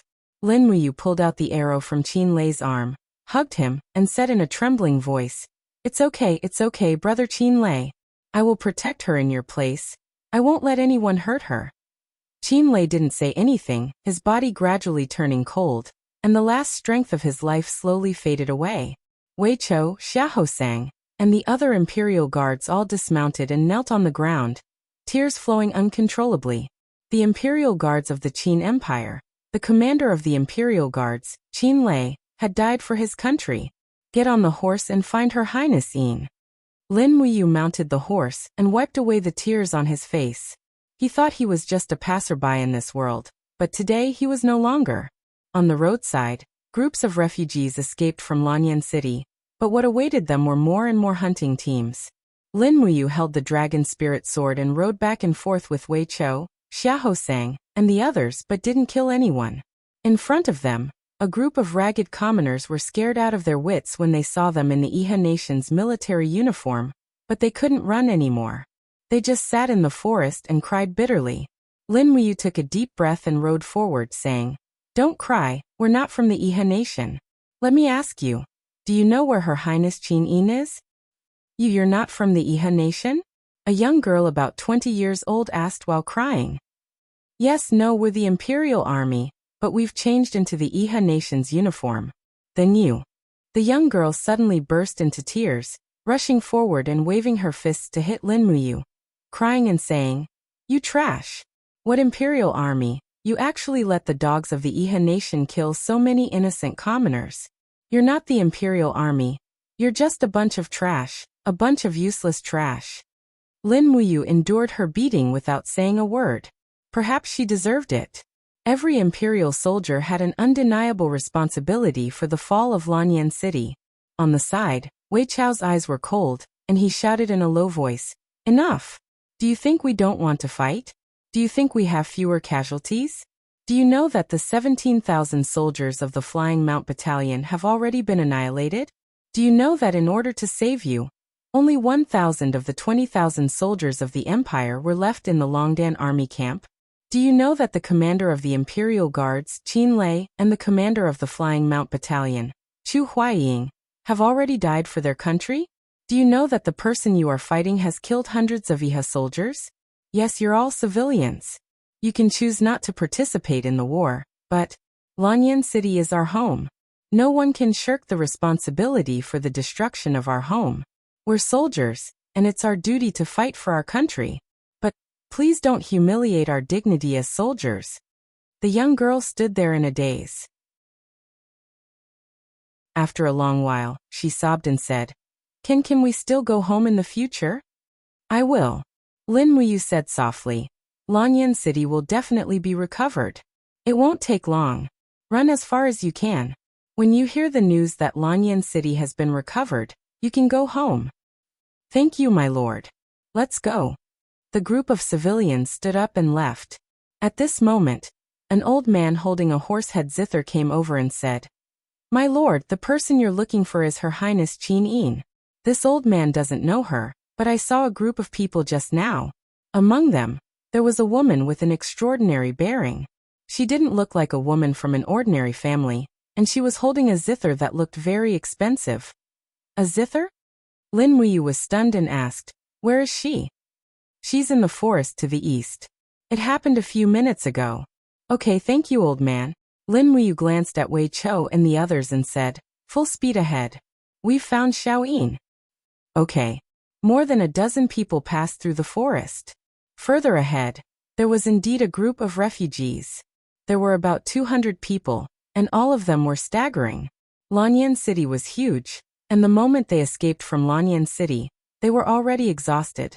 Yet, they still had to suffer the pursuit of countless Iha Kingdom cavalry. An old woman turned around and saw Lin Muyu and the others. She immediately shouted in terror. Oh no, the Iha Kingdom demons are here again. They're here again. However, no one seemed to be able to run. One of the middle-aged men held a shovel and said, Fight them to the death. Yes, fight them to the death. As Lin Muyu galloped over, the man with the shovel suddenly bent down and swept the front hooves of Jiedi. However, Jiedi was a fine horse bred in the endless forest, and he leaped to avoid it. Lin Muyu quickly turned back and whispered, Don't attack, we're not Iha Kingdom soldiers. However, the sound of a sword being unsheathed came from behind. Lin Muyu suddenly turned back, and saw the golden god binding chains martial soul hovering around the blade. He hurriedly lifted his cloak and shouted, Xiaoyin, it's me. Ah! Qin Yin suddenly cried out, and the zither in her hands fell to the ground. She leaped into Lin Muyu's arms and cried loudly, but she didn't say a word. Lin Muyu hugged Qin Yin and gently stroked her back. After nearly 10 minutes, Qin Yin finally raised her head and said, Lanyan City has fallen. The empire no longer exists. No, the empire will be rebuilt, and our home can be rebuilt, but we can't lose confidence. Lin Muyu looked at her deeply and said, Xiaoyin, you must be strong. All of us are waiting for you to lead us to rebuild the empire. Qin Yin responded with a whimper, and her tears fell uncontrollably. How is Lanyan City? All 4 sides of the city wall have fallen. Lin Muyu said in a trembling voice, Chu Huayin died for the empire. Qin Lei also died for the empire. Ah! Qin Yin's body trembled slightly, and she looked in the direction of Lanyan City with teary eyes. What happened to the empire? Brother Yu, do you have any news of Commander Feng Jixing? No. Lin Muyu shook her head and said, Xiaoyin, do you have any news of Chu and Chief Deacon Lei Hong? And, Chu Yao, do you know anything? Qin Yin said, Chu was originally with us, but in order to divert the attention of the volunteer soldiers, we got separated. Chief Deacon Lei Hong escorted the medical officers of the spiritual medicine department to seek refuge in the holy temple. Sister Chu Yao is among them, but I heard that Luo Lan, the God State expert, has already gone to the holy temple. I'm afraid. Sister Chu Yao will be fine. Lin Muyu said blankly, but even she couldn't convince herself with these words. At this moment, Wei Chou suddenly said in a low voice, Commander, there are people coming. They are from the Iha nation, and there are at least 1,000 cavalrymen. What should we do? If we leave, I'm afraid Princess Yin and the people will. We won't leave. Lin Muyu said indifferently. Even if we die, we must protect this group of people. But don't act rashly. We can't beat 1,000 cavalrymen. Yes. Lin Muyu turned her horse around and walked over to the Iha Nation soldiers. There was a captaincy in this group, and when he saw Lin Muyu's military rank, he immediately cupped his fists and smiled. So it's the general here. This subordinate is Captaincy Ding Shi of Sunset City. I wonder why the general is here, with a group of traitors of the empire? So it's General Ding Shi. Lin Muyu smiled and said, I've been fighting nonstop these days, and my body is a little tired. When I chased here, I found a zither girl in the crowd who knows how to play music, so, I stayed behind to listen to her play a few songs. Ding Shi's gaze swept across Qin Yin in the crowd, and a trace of shock flashed across his face. Then, he revealed an understanding expression. The general has a good eye. The marshal has already ordered the massacre of the city. If the general likes this girl, you can take her with you. As for these traitors of the empire, this subordinate will take care of them for the general. No need. Lin Muyu raised her hand and said, Don't let the blood spoil the mood. General Ding, go by yourself. This group of people, I will take care of them myself later. Don't worry. Yes, General. Then this subordinate. This subordinate will also stay behind and listen to a song with the general before embarking on the journey. Okay. Lin Muyu sat down cross-legged. Wei Chou, Xiahou sang, and the others also sat down. Under Lin Muyu's gaze, Qinin lifted her cloak to cover her face. She silently sat cross-legged on the grass. After straightening the strings of the zither, she slowly began to play. Her red lips moved slightly, and she sang the battle song of the Qin Empire, the Ballad of the Autumn Goose. Every word fell on the heart of every soldier of the empire like a drizzle. The world is vast, the mountains and rivers are vast, the cold moonlight shines into the battlefield. The rice river is green, the breeze is blowing, the warriors of the empire go to war together to kill all the jackals and wolves. A life of frivolity, who will comfort my wounds? The road home is already impossible to look forward to, only sighing at the high mountains and long rivers, unhindered in all directions. Forever defending the country. What harm is there for the soul to return to the ends of the earth? Broken battle robes, warriors, where will the autumn goose be buried? Please take my soul back to the hometown. When the song ended, Wei Chou, Xiahou sang, and the others all had tears in their eyes. Lin Muyu also felt a lump in her throat, thinking of the deaths of Chu Huayin, Qin Lei, and the others. Perhaps this song of Qin Yin could comfort these dead souls, as well as herself and Wei Chou, the remaining soldiers of the empire? Ding Shi's eyes also turned red. He turned over and mounted his horse, cupping his fists and said, General, I will take my leave. I hope that General will take care of yourself. As long as there is a glimmer of hope, there is still hope for the future. Lin Muyu was stunned. Could it be that Ding Shi already knew that the girl playing the zither was Qin Yin? It must be, but Ding Shi actually let them go. Not long after Ding Shi led his troops away, the sound of hooves came from the east again. A large group of people rushed out of the forest, holding the battle flag of the Longdan army camp in their hands. Although this group of people looked battered and exhausted, under the morning light, the empire's insignia on their chests glowed with a charming luster. It was Luo Yu and the others. Milord. Luo Yu also recognized Lin Muyu and the others. She immediately dismounted and knelt down saying, We didn't find her highnessing. It's okay, I found her. Lin Muyu stretched out her hand and pointed behind her, saying, Quickly come and greet her highnessing. Immediately, more than 1,000 Longdan army camp mercenaries dismounted and knelt down on one knee, saying, Your subordinates greet her highnessing. Qin Yin was moved. She raised her hand saying, All of you rise. Lin Muyu said, Time is of the essence, don't delay anymore. Wei Chou, Luo Yu, the two of you join forces and escort her highness Ing out of Lanyan City. Milord, where are we going? Luo Yu asked. Dragon Rocky Mountain. Lin Muyu thought for a moment, then said, After getting in touch with Cloud Province, escort her highness to Twilight Rain City. No matter what, Duke Yun is her highness' maternal grandfather, he will protect her. Yes. Looking at the way Lin Muyu mounted the horse, Luo Yu was stunned. She asked, "My lord, where are you going?" I'm going to look for Chu Yao." Lin Muyu's expression darkened, and she said, "Once big brother Chu Huayin is dead, I will be his only relative. I must find Chu Yao, otherwise, I will be letting down big brother Chu's spirit in heaven. Your subordinate will go with you. Don't be ridiculous, you guys escort Her Highness out of here. I can come and go freely by myself. You guys will only be a burden if you follow me." "Yes, my lord." "You." Qin Yin suddenly called out softly. "What's the matter, Xiao Yin?" Lin Muyu asked with a smile. Although Qin Yin's heart was filled with unease, she smiled slightly and gave him her best look, saying, "The mountains are long and the rivers are far. We will meet again if fate allows it." "Yes, we will meet again." Lin Muyu nodded and rode away.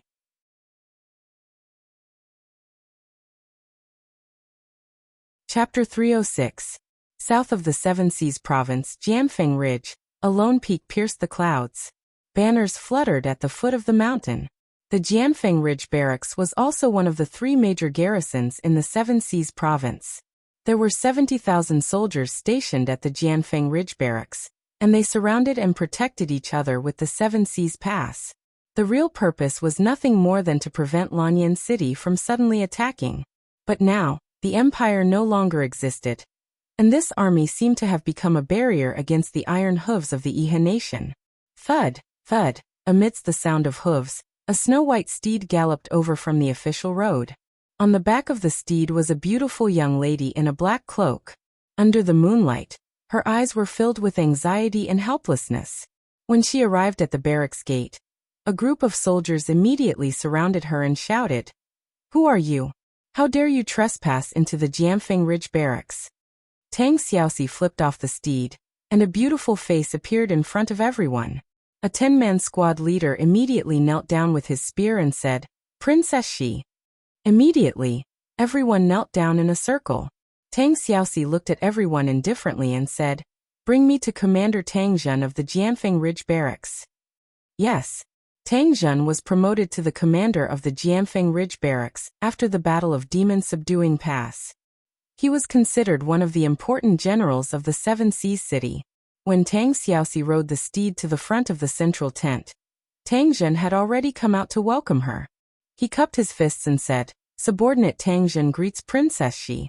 May I know what brings Princess Shi to the Jianfeng Ridge Barracks?" "Commander Tang Zhen, please send troops to reinforce Lanyan City," Tang Xiaoxi said resolutely. Tang Zhen sighed and shook his head. "It's too late.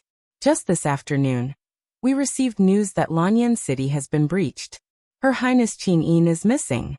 The Flying Mount Camp and the Imperial Guards have been annihilated. It's said that Chu Huayin and Qin Lei died in battle. Feng Jixing led 30,000 Imperial Guards out of the encirclement." "What?" Tang Xiaoxi retreated a few steps and fell onto her steed. This news was like a bolt from the blue, and she couldn't accept it. "Princess Shi, are you all right?" Tang Zhen asked with concern. Tang Xiaoxi felt a sharp pain in her chest. She clutched her chest and frowned. "Where's Mu? How's Lin Muyu?" Tang Zhen said.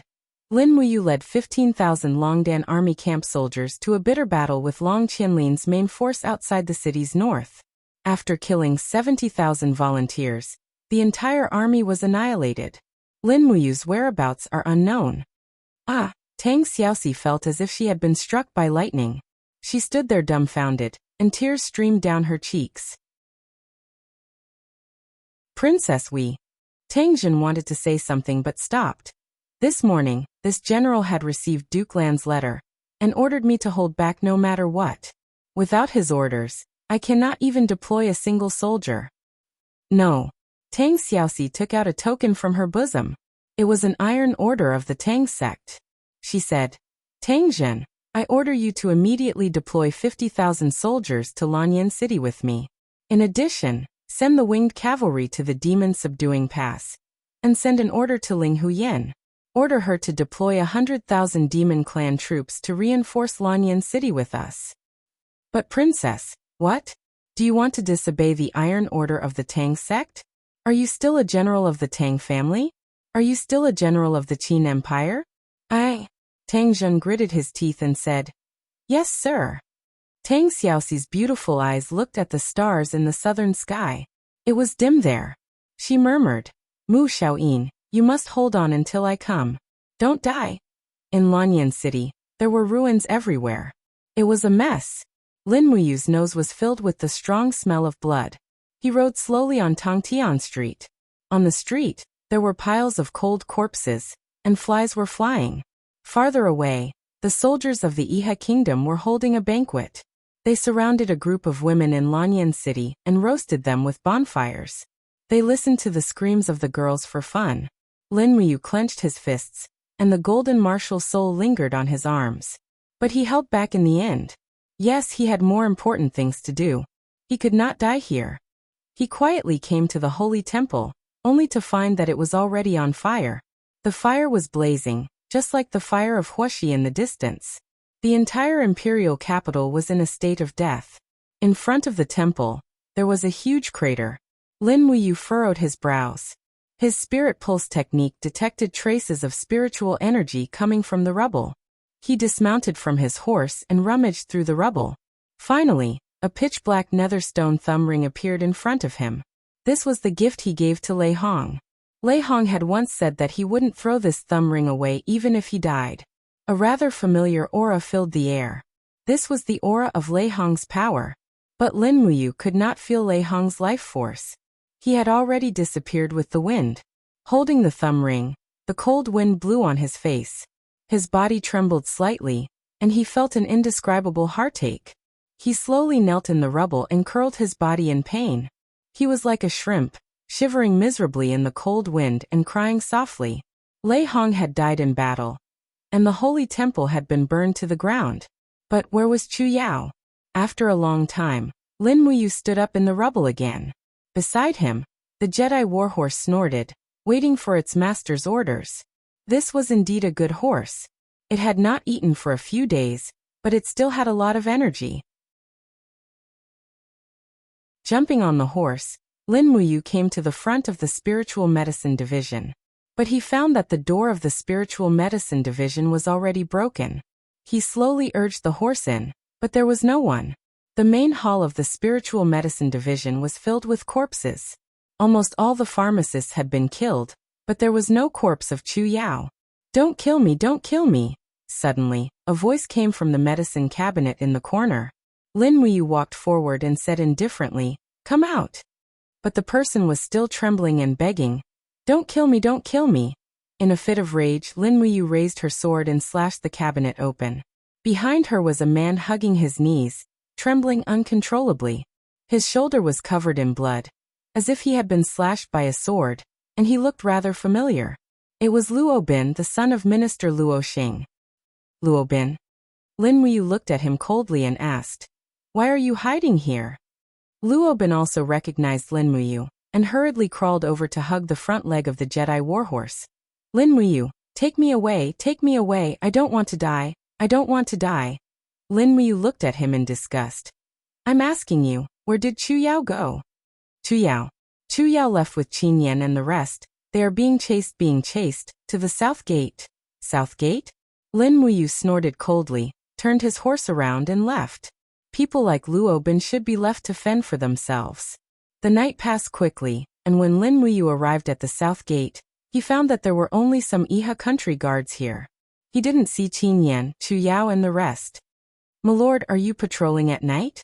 a guard asked respectfully. Lin Muyu didn't speak, but the spirit pulse technique transmitted a threatening power he had never felt before.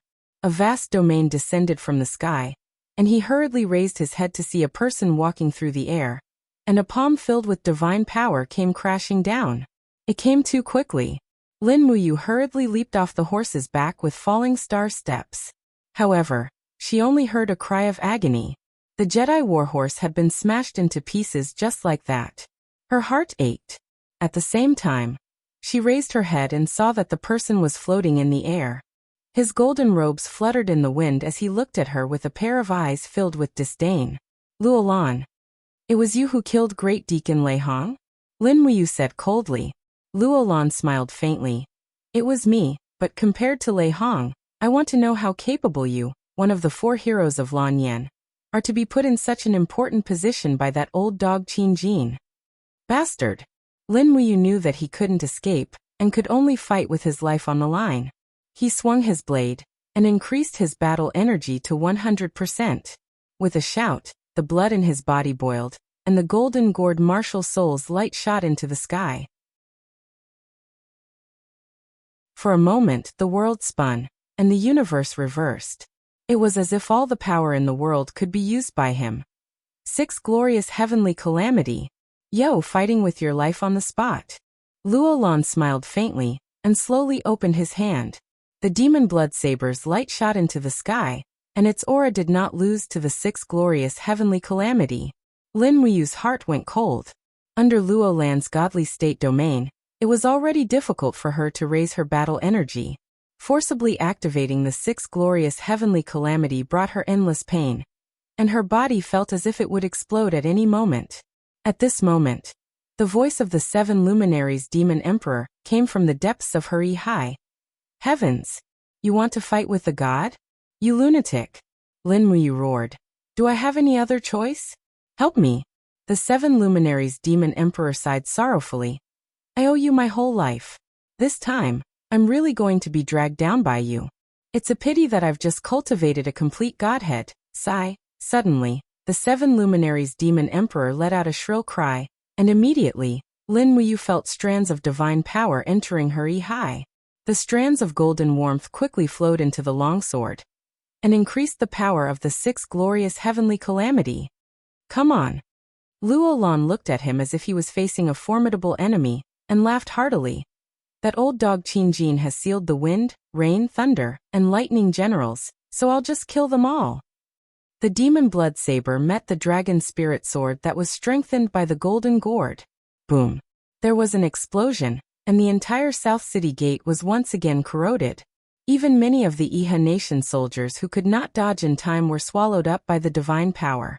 The demon blood saber emitted a strong devouring power, causing the divine power in Lin Muyu's body to quickly dissipate. This 6 glorious heavenly calamity was defeated. Puffed, spitting out a mouthful of blood. Lin Muyu felt a burning pain in her shoulder.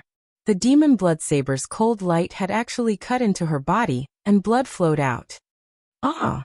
He roared angrily, and continued to press down the dragon spirit sword with all his might. With a bang, it slashed through the air at Luolan's righteous chi, but at the same time, the power of the 6 glorious heavenly calamity left the blade. Light-splitting slash. Luolan let out a muffled groan, and looked at the sword wound on his chest in disbelief. Blood gushed out wildly. Meanwhile, Lin Muyu suffered an even stronger backlash, and with a miserable howl, she crashed into the broken wall of the city. At the same time, with a roar, a catasaurus penetrated through the plain, and pounced at Luolan with its claws and fangs bared. Evil creature, die. Luolan's 5 fingers were like claws, and with one strike, it pierced through a catasaurus's head and directly crushed the crystal core. A catasaurus dead.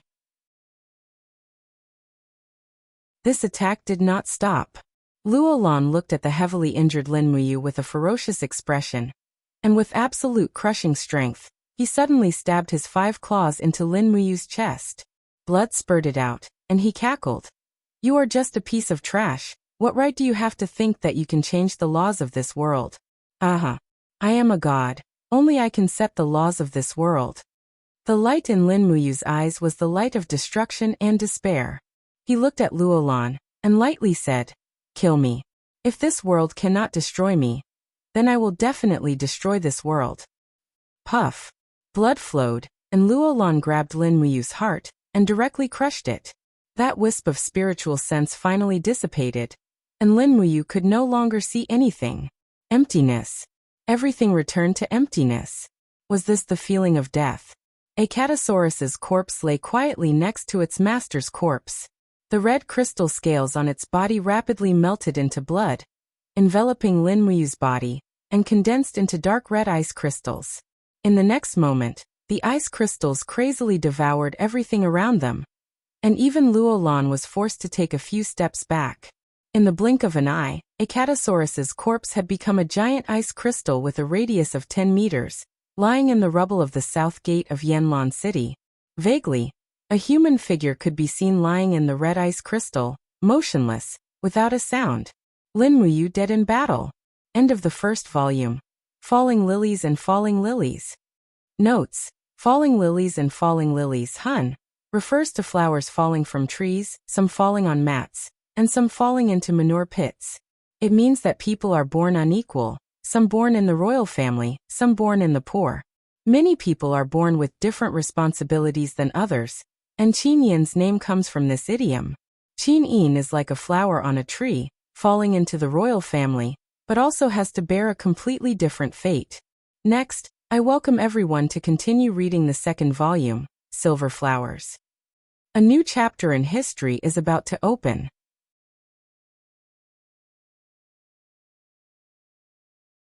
Chapter 307. The next day, the news of Lin Muyu's death spread in Lanyan City. The soldiers of the Iha kingdom celebrated with each other. To them, Lin Muyu was like a mark of death. What kind of person could kill the 70,000 elite soldiers of the Iha kingdom, with only 15,000 soldiers?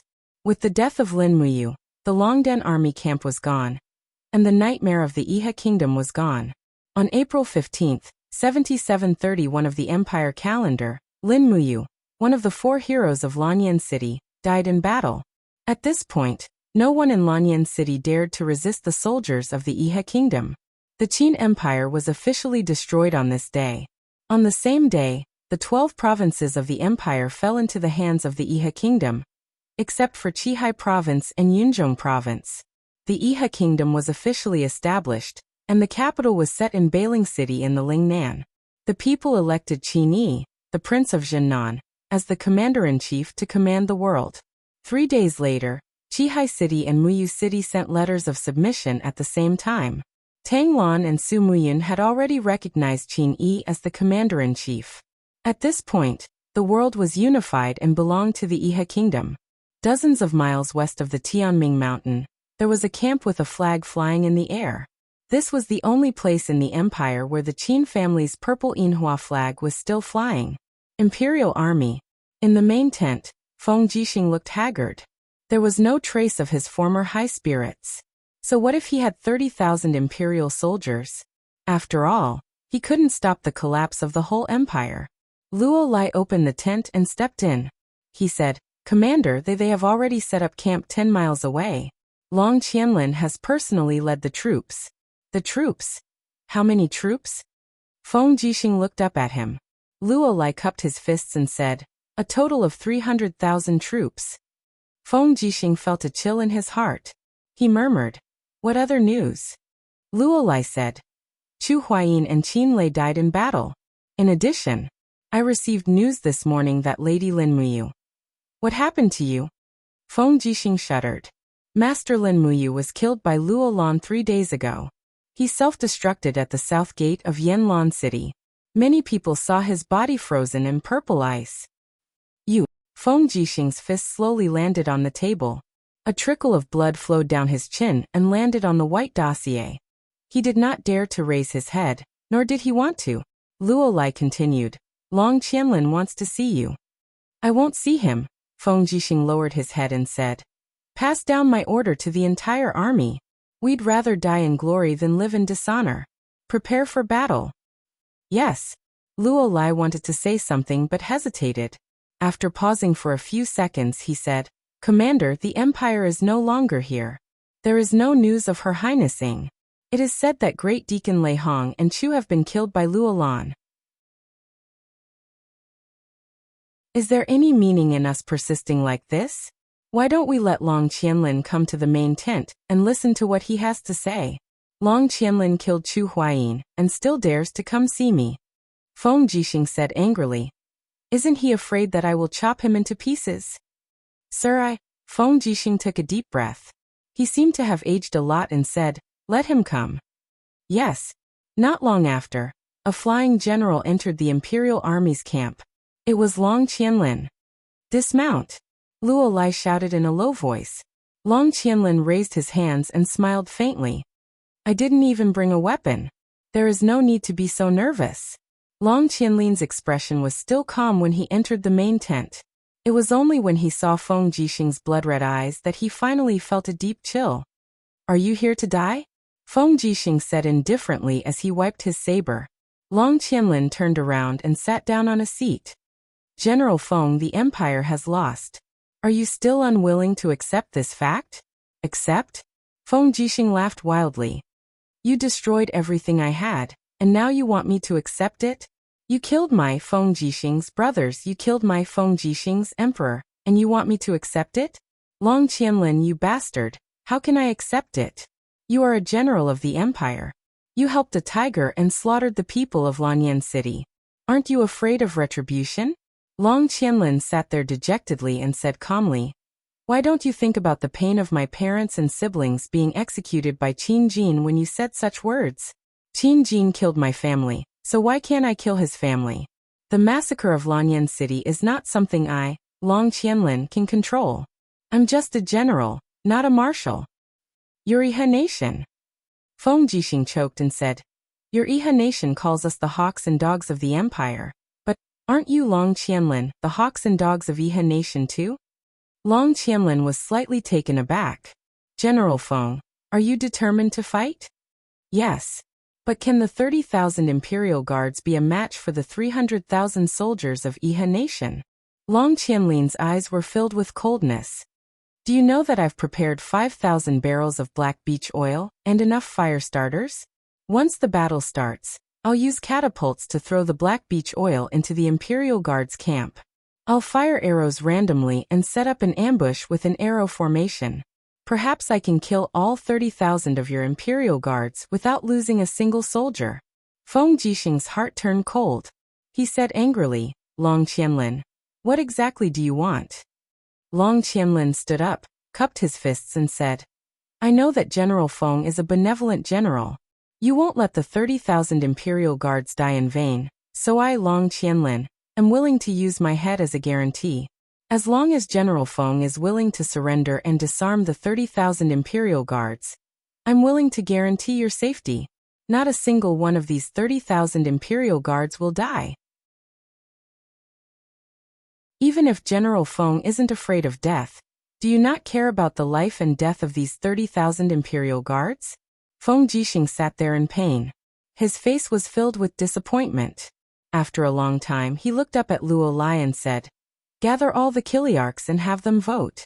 If more than half of them are willing to surrender, we will surrender." Luo Lai nodded. "Yes." Feng Jixing looked at Long Qianlin and said coldly, "If you lie to me, Feng Jixing, I promise that I'll personally chop off your head. Remember that." Long Qianlin cupped his fists and said, "Yes." At dusk, the Imperial Guards army surrendered and handed their weapons and horses to the Iha country people. Everyone set up camp in the Fire Badger Valley not far away. Feng Jixing was invited into the main tent of Iha country and was personally received by General Qin Yi. The tent was brightly lit, and there was plenty of wine and meat. It wasn't something the Imperial Guards camp could compare to. Qin Yi looked at Feng Jixing, one of the 7 generals of the Empire, and cupped his fists. "Qin Yi greets General Feng."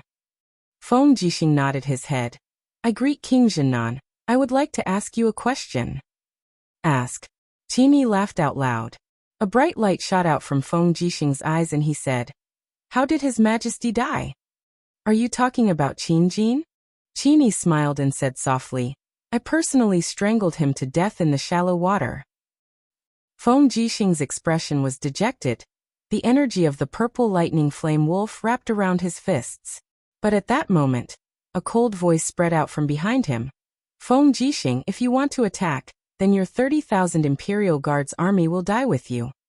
The one who spoke was Luolan, the only god here. Feng Jixing's fists loosened and he cupped his fists.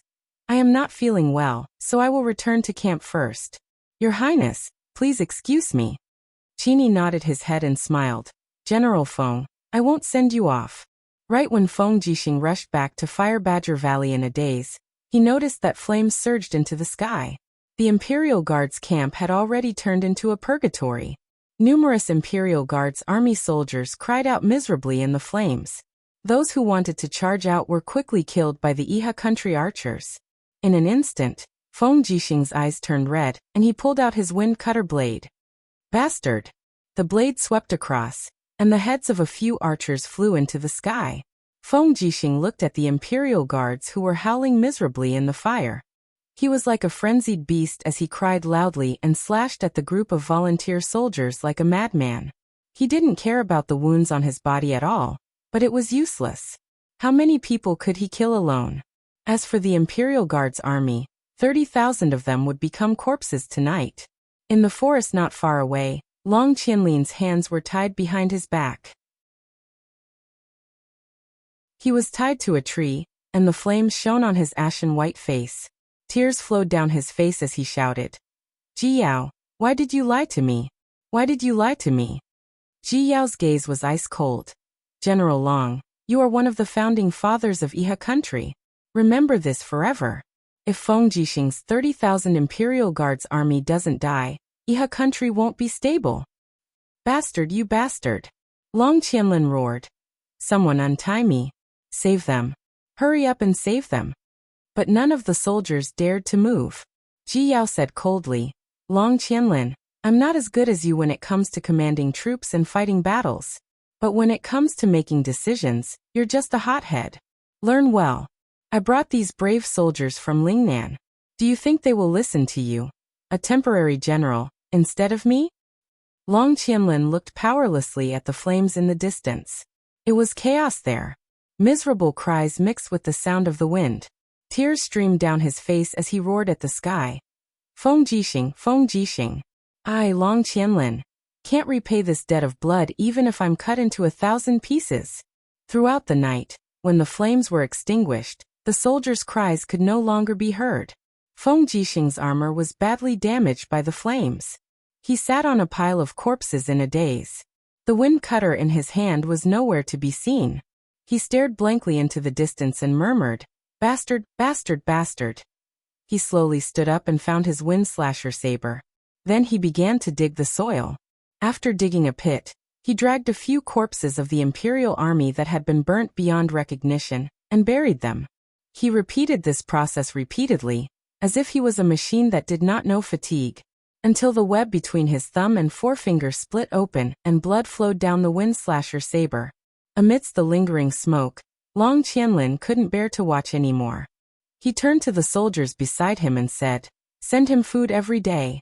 I'm afraid that if we don't bury all 30,000 Imperial Guards army corpses, Feng Jixing won't be willing to say another word to anyone." "Yes, General." At this moment, a messenger galloped over from afar. His face was filled with shock as he said, "General, something bad has happened."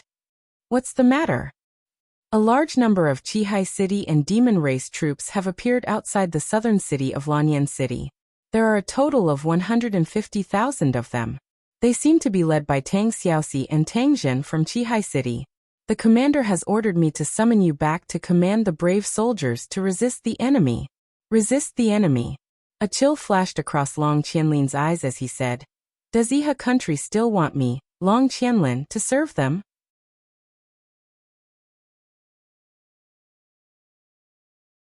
Chapter 308. Dong Dong Dong. The sound of war drums echoed in the south of Lanyan City.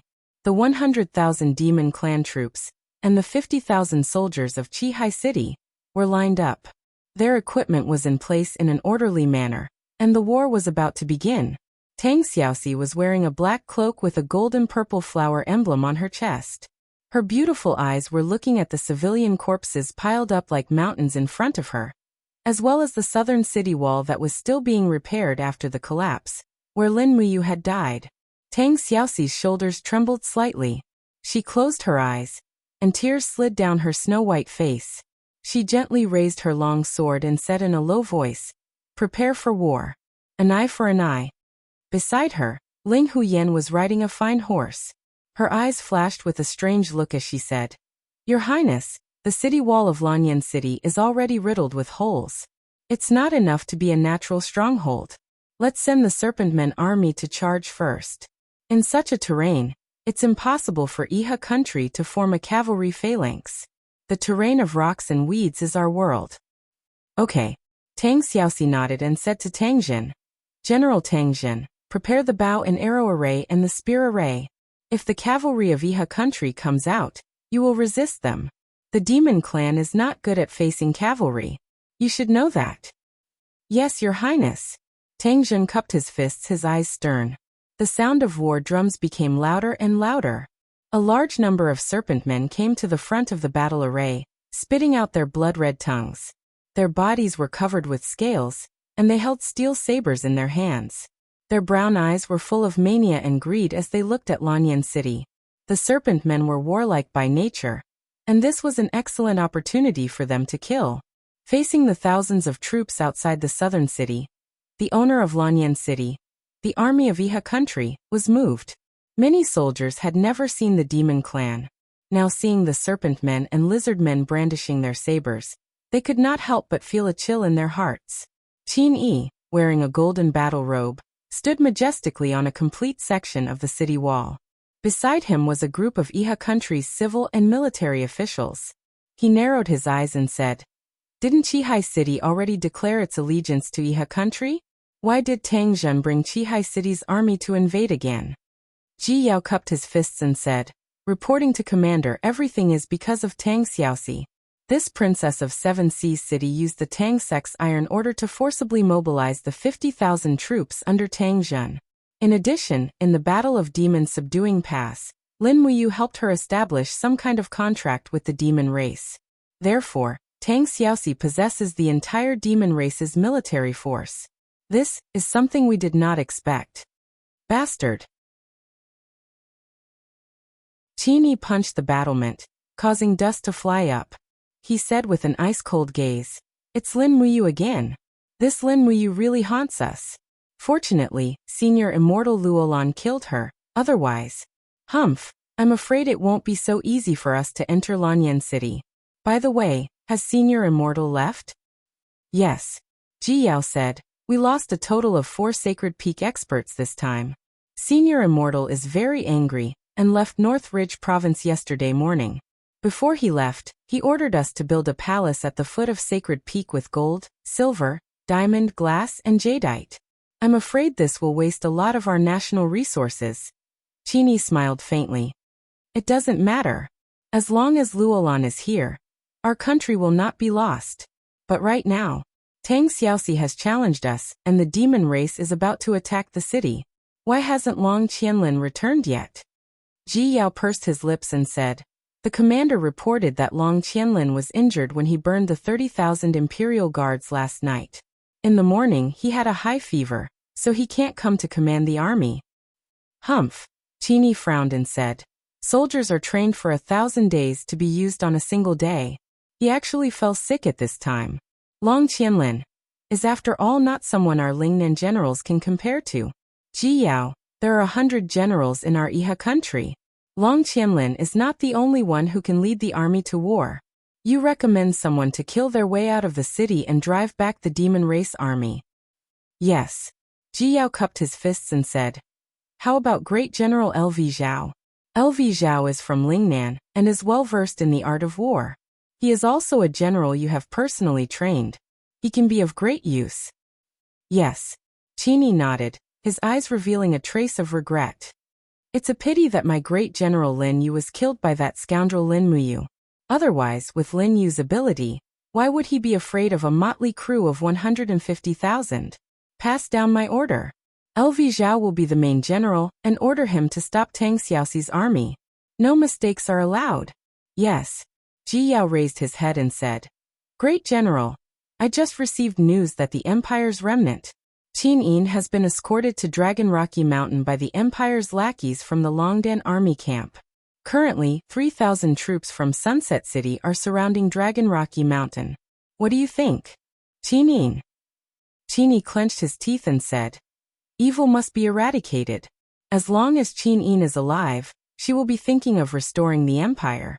This is a disaster for all the people in the world. Ji Yao, choose another general and lead 100,000 troops to attack Dragon Rocky Mountain." 100,000? Ji Yao was stunned. "Great General, if we split another 100,000 troops, we will only have 200,000 to defend Yulan City." "I'm afraid We may not be able to quickly defeat the 150,000 troops led by Tang Xiaoxi. Qin Yi's eyes were cold. A mere dragon Rocky Mountain can be trampled into powder in the blink of an eye. These 100,000 volunteers will destroy Dragon Rocky Mountain, kill Qin Yin, and then return to Yulan City to attack Tang Xiaoxi's army from the rear. Naturally, they will be able to achieve complete victory. We must be fast. Currently, we still don't know their movements, especially Su Muyun. He controls 250,000 elite troops from Cloud Middle Province, and is already the most powerful feudal lord in the world. Pay attention to Su Muyun's movements at all times. Yes. There's one more thing. Your Highness, is there anything else? Ji Yao asked. Qin Yi narrowed his eyes and said, Feng Jixing. Is he willing to pledge allegiance to us? Feng Jixing? Ji Yao couldn't help but smile. A defeated general isn't enough for great general to think so highly of him, right? A defeated general? Qin Yi smiled. At the foot of Heaven's Wall Mountain, Feng Jixing defeated the Heaven's Core army with 3 retreats and 3 advances, rendering them powerless to fight back. He could even contend with our 200,000 troops with 30,000 Imperial Guards. How could such a person be a defeated general? If it wasn't for Qin Jin's muddle-headedness, with Feng Jixing's ability, I'm afraid he would have long since become the #1 general in the world. Ji Yao was startled and said, But great general, we've already killed all 30,000 Imperial Guards last night. We've even killed Luo Lai and the other generals that Feng Jixing relied on the most. I'm afraid that within a year and a half, Feng Jixing won't pledge allegiance to Iha country. Qin Yi sighed. Feng Jixing is a ferocious tiger. If we can use him, use him. If we can't, get rid of him as soon as possible. Yes. All right. That huge purple crystal. Have you broken it? No, it's very hard and invulnerable. I can faintly see Lin Muyu's silhouette inside. Although he's already dead, but... No buts. Qin Yi's gaze was stern as he said, Take advantage of the night, and order the convoy to secretly transport this purple crystal out of Lanyan City. Find a desolate and filthy place to bury it. I never want to see this person again. Yes. The sound of the war drums grew more intense as a large number of Iha country troops marched out of Lanyan City. Many of their weapons were still stained with blood, the blood of the civilians. The 5 million civilians in Lanyan City were not so easy to kill. The Iha country had only massacred less than a third of Lanyan City's territory. However, the civilians who had not been trampled by the iron hooves were merely rabbits in cages, waiting for the butcher's knife to fall at any time. Perhaps, the fact that Tang Xiaoxi had led the demon race to counterattack Lanyan City had actually saved these people's lives. Seeing the Iha country troops leave the city, Tang Zhen grasped his weapon excitedly and said with a smile, Princess, they're ready for battle. We are about to start the war. Tang Xiaoxi narrowed her eyes. They're all infantry and shield soldiers. What are the Iha country thinking? Do they think that they can defeat the demon race army with wooden shields and padeos? Ling Huyen smiled slightly and said, Your Highness, can the serpent men attack now? Yes. Tang Xiaoxi nodded and said, General Tang Zhen, you're well versed in the art of war. You'll be in command. Yes. Tang Zhen cupped his fists and said, The terrain inside the city is complex and ever-changing. Moreover, we don't know what's going on inside Lanyan City, so the Serpent Men army can only fight the Iha country troops outside the city. When they reach the broken walls, they'll immediately turn back. Just like that, we'll continuously consume the Iha country's troops and rations. Lanyan City will return to us sooner or later. Yes. Ling Huyen smiled slightly and loudly ordered the Serpent Men general in the demon race's language. The Serpent Men general held an iron spear in his hand and roared loudly. Immediately, the majestic army of tens of thousands of serpent men immediately charged out. These terrifying serpent men had now become the main force in reclaiming the human empire's capital. History seemed to be playing tricks on everyone. A fine drizzle fell on the streets of Muyu City, moistening the city streets. The earth was recovering and spring had returned. The peach and pear blossoms in Muyu City had already bloomed. Su Muyun held a heavy sword in his hand and wore a suit of armor. His face was pale as he raised his head to look at the pear tree in the courtyard. He muttered, "Spring is here. The snow on the ancient cloud path should have melted by now, right?" Beside him, Suyu's expression was downcast as she said, "Father, do you still want to wait? If we wait any longer, I'm afraid that Dragon Rocky Mountain will be breached. Xiaoyin, the last bloodline of the empire, will disappear." Su Muyin smiled faintly and said, "Don't worry, Dragon Rocky Mountain won't be breached so easily. Xiaoyin is very strong, much stronger than her father." Suyu revealed a puzzled expression and said, "Father, Miyu City refused to send troops, causing Lanyan City to fall. A large number of the empire's soldiers died in battle, and Xiaoyin narrowly escaped death. How can you bear to see this happen?" "How can I bear to see this happen?" Su Muyin looked at the sky and said, "I, Su Muyin, only have one son, but he was killed by my son-in-law. You tell me, how can the heavens bear to do this to me, Su Muyin?" Qin Jin secretly ordered the traitor Zhang Santong to shoot Hu Tianning and force Xiang Yu to kill Hu Tianning. Did he think that all this was done without anyone knowing? If Lanyan City is in trouble today, it is only because of Qin Jin. "Father."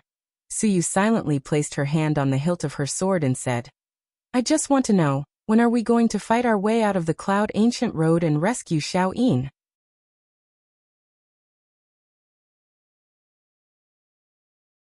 Chapter 309.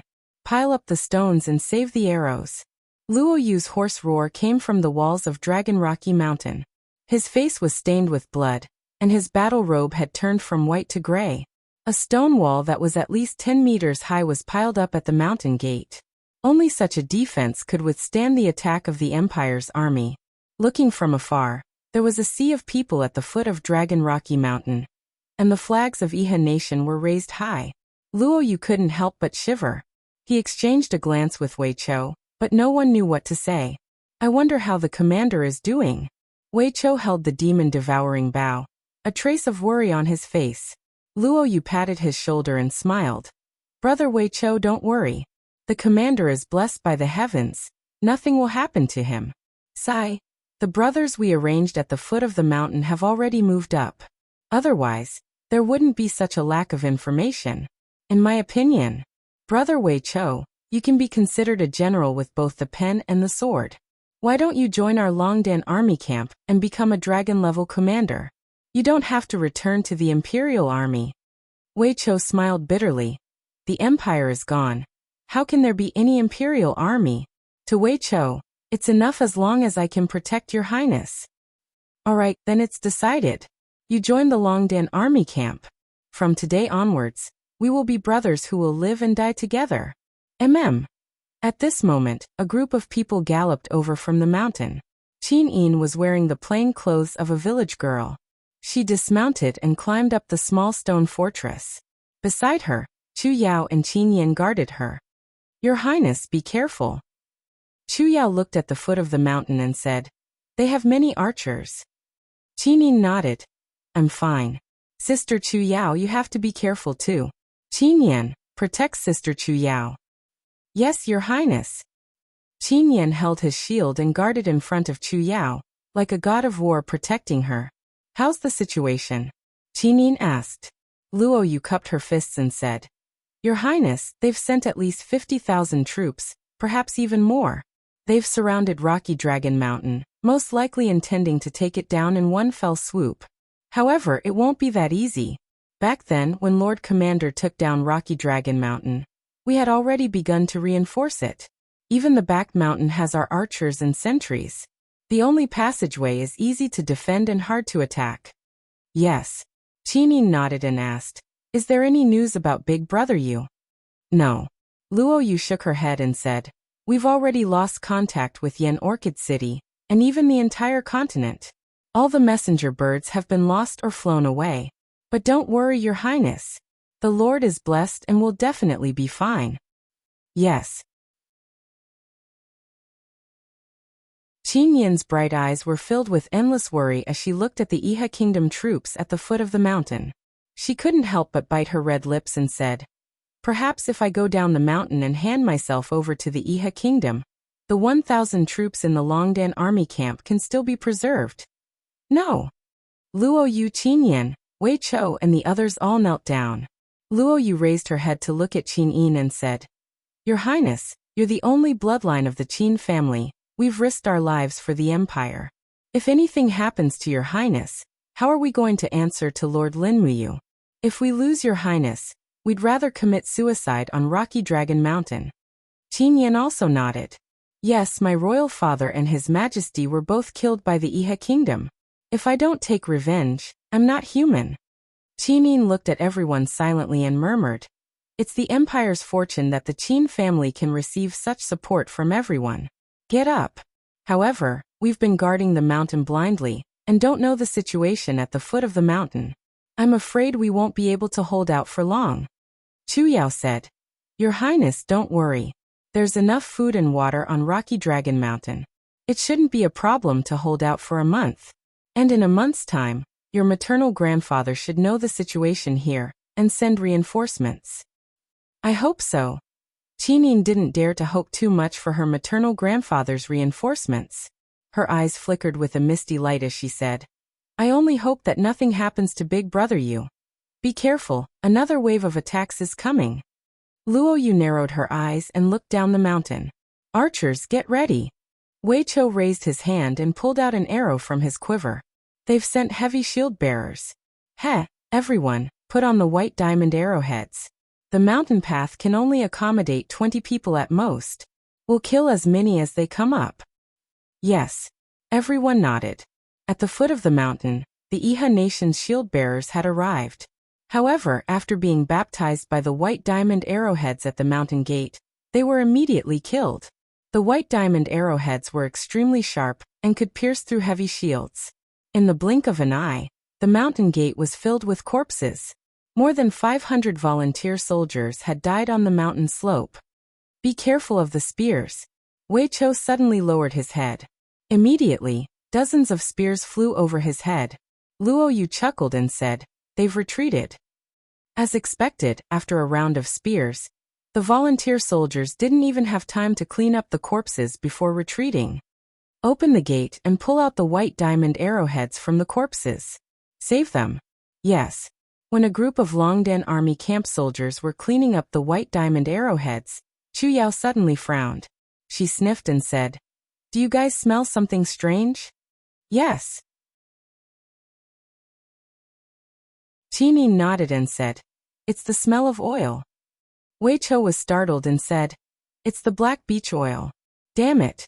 Are these bastards planning to use fire to attack? I think it's right. Luo Yu pointed into the distance and said, Look, the catapults are already up the mountain. Our place will soon become a sea of fire. Despicable southern barbarians. Wei Chou clenched his teeth. If the Iha kingdom used a catapult to hurl the flaming black beech oil up the mountain, the consequences could be imagined. Long Qianlin had used this vicious trick to force Feng Jixing to hand over the military power of the imperial army, and now the Iha kingdom had used the same trick again. At the foot of the mountain, more than 10 catapults were set up in a crisscross pattern.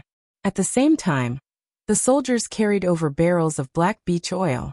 On the side, Achillearch's face was full of pride as he said with a smile, Long Qianlin used 300,000 troops and still couldn't catch Qin Yin.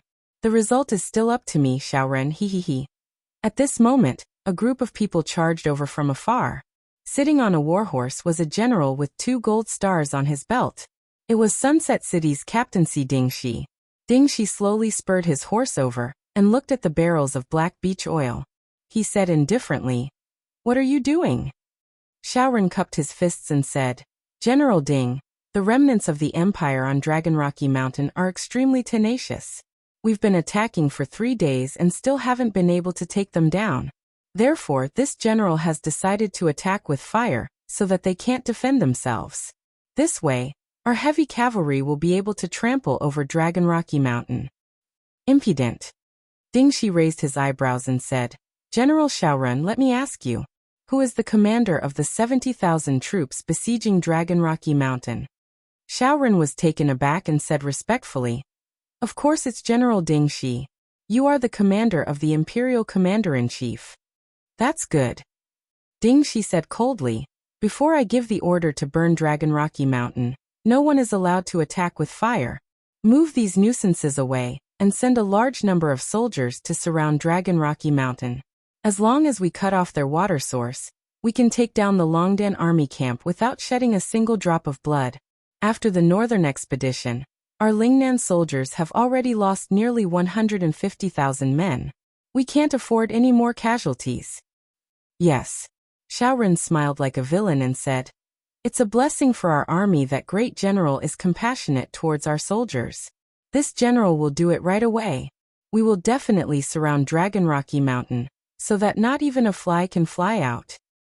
Dingxi nodded and looked at Xiaoren's departing figure. His eyes flickered and he placed a hand on the cold hilt of his sword.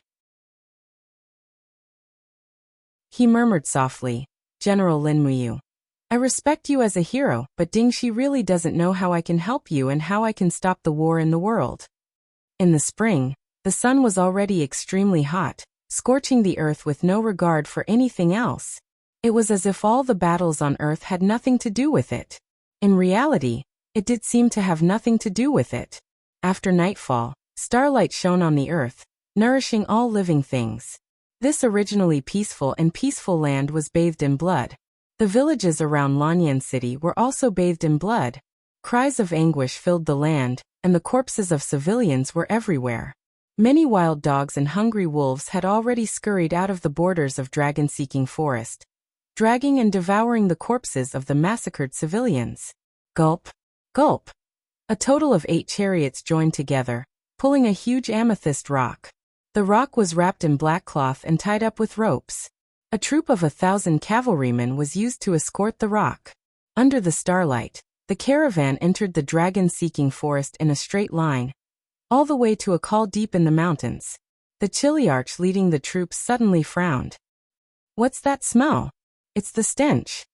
A centurion pointed at the col and said, "Sir, look, there's a dead python here. It's been rotting for a long time. Its bones are already showing." The Chiliarch rode forward and pinched his nose as he looked at the python's head, only to find 10 neatly arranged golden lines. He could not help but frown. A 10,000-year-old python is actually dead. What a pity. Men, dig its head and see if there's any spiritual stones. A few cavalrymen walked forward and checked. No, it's empty. Humph. The Chiliarch's gaze turned cold. Men, bury the purple crystal in this huge pit. A dead man and a dead snake buried together. Ha! It's quite a contrast. Sir, you're wise. Everyone hurriedly used ropes, crowbars, and other tools to overturn the huge purple crystal and toss it into the valley. Then, they began to dig up the soil and bury it inch by inch. However, the howls of wolves could be heard all around them. When the Chiliarch saw that the purple crystal was covered in soil, he immediately raised his hand and said, "All right, this place is deserted anyway. No one will find this thing. Let's go." The Iha Kingdom soldiers all mounted their horses and left. However, no one noticed that the starlight in the sky was slowly gathering and shining on the soil where the purple crystal was buried, as if it was being guided by some mysterious power. "Linruoji, you bastard! I owed you in my previous life, and I even had to waste my divine power to protect your 3 souls and 7 spirits." A barely audible grumble came from the purple crystal.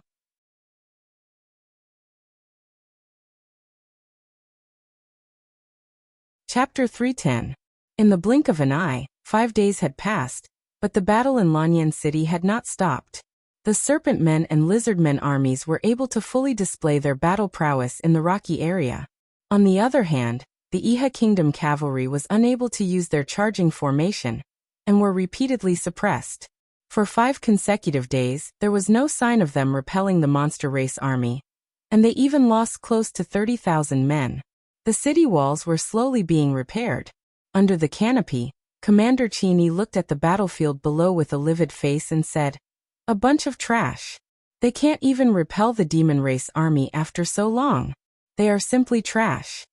Ji Yao said indifferently, "General LV Zhao has tried his best."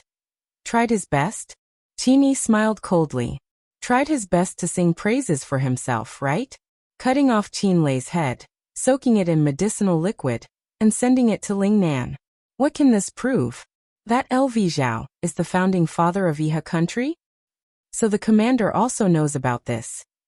No matter what, Qin Lei is my nephew. He deserved to be killed for his stubbornness.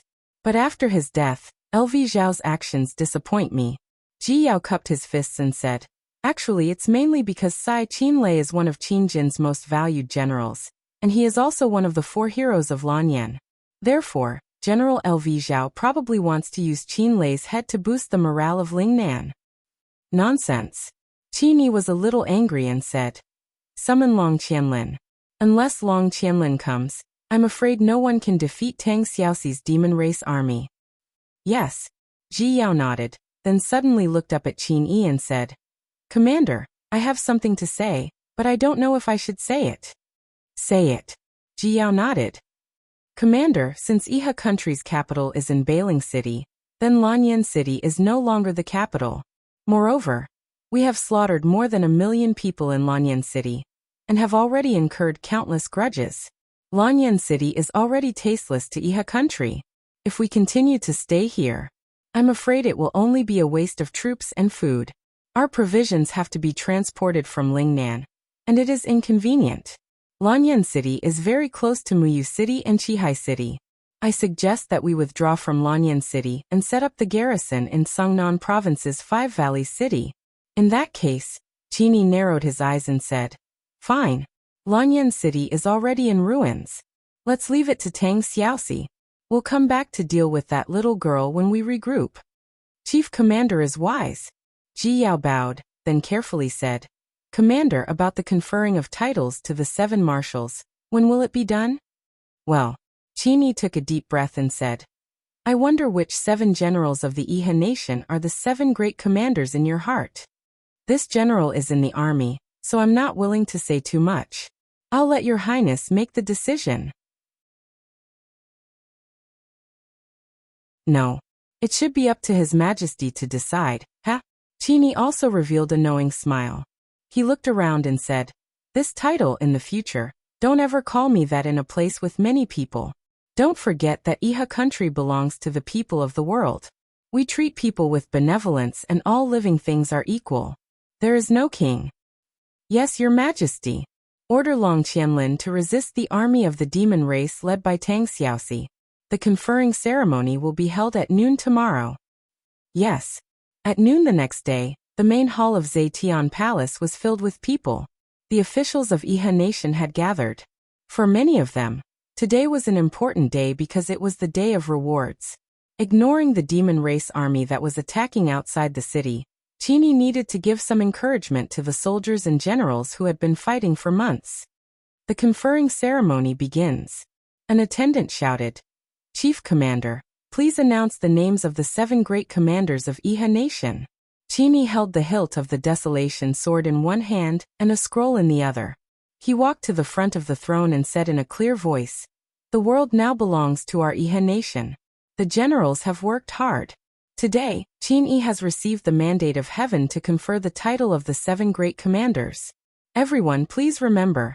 Treat people with benevolence and all living things are equal. The 100 Mountains Alliance, the Life and Death Pact.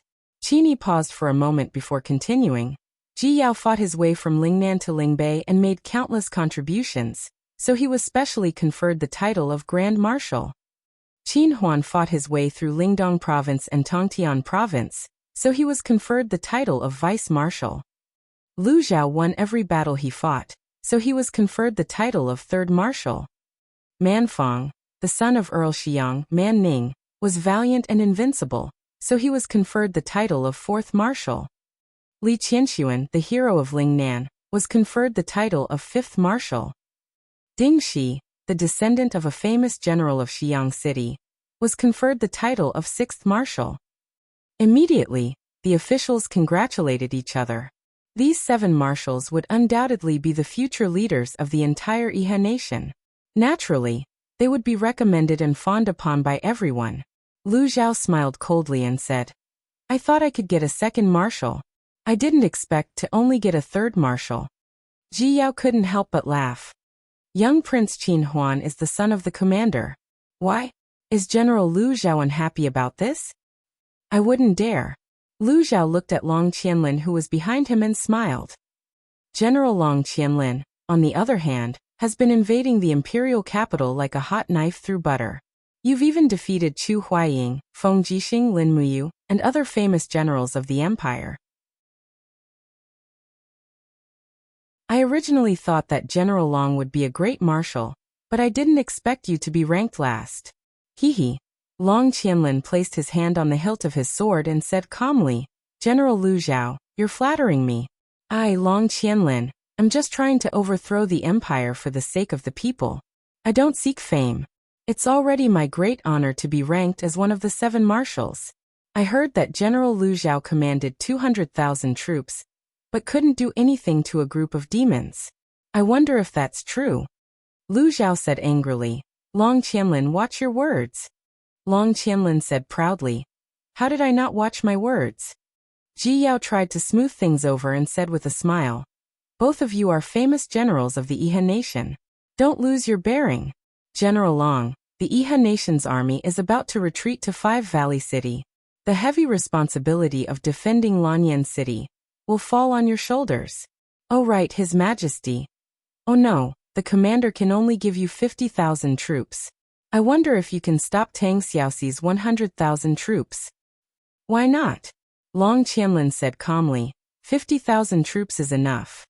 Ji Yao laughed and looked at Ding Shi. It's already the 6th day. If General Ding Shi still can't take down Mount Dragon Rocky and capture Qinin, the daughter of a tyrant, I'm afraid we, the 7 marshals, won't have the face to face the people anymore. Ding Shi's gaze was indifferent. He cupped his fists and said, I'm incompetent. I still can't take down Mount Dragon Rocky. Please forgive me, Marshal. Ji Yao laughed coldly and said, What's there to talk about forgiveness? You and I are both generals who have contributed to the Iha nation. However, General Ding Shi really should speed up. I heard that Yunzhong province has been mobilizing troops frequently recently. That old fox Su Muyin should be making a move soon. Yes. In the afternoon, the Iha nation's army began to retreat from Lanyan City in a mighty manner.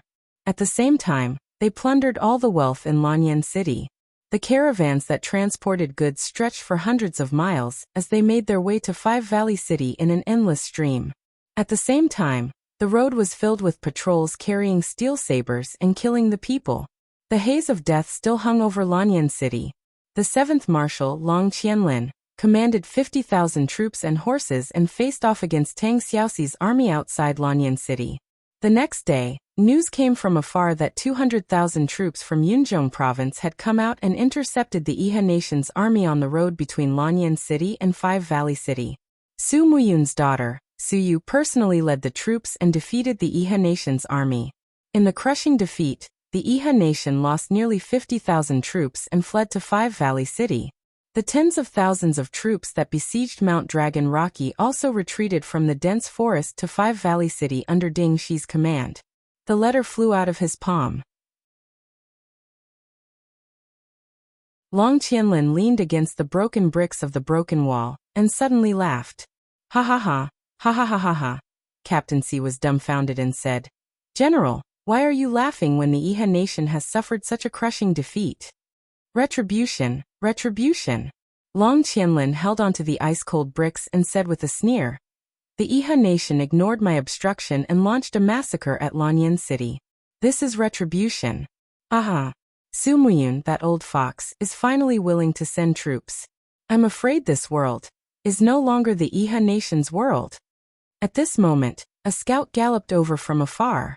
He cupped his fists and said, General Long, I've just received news that the Seven Seas Pass has been opened.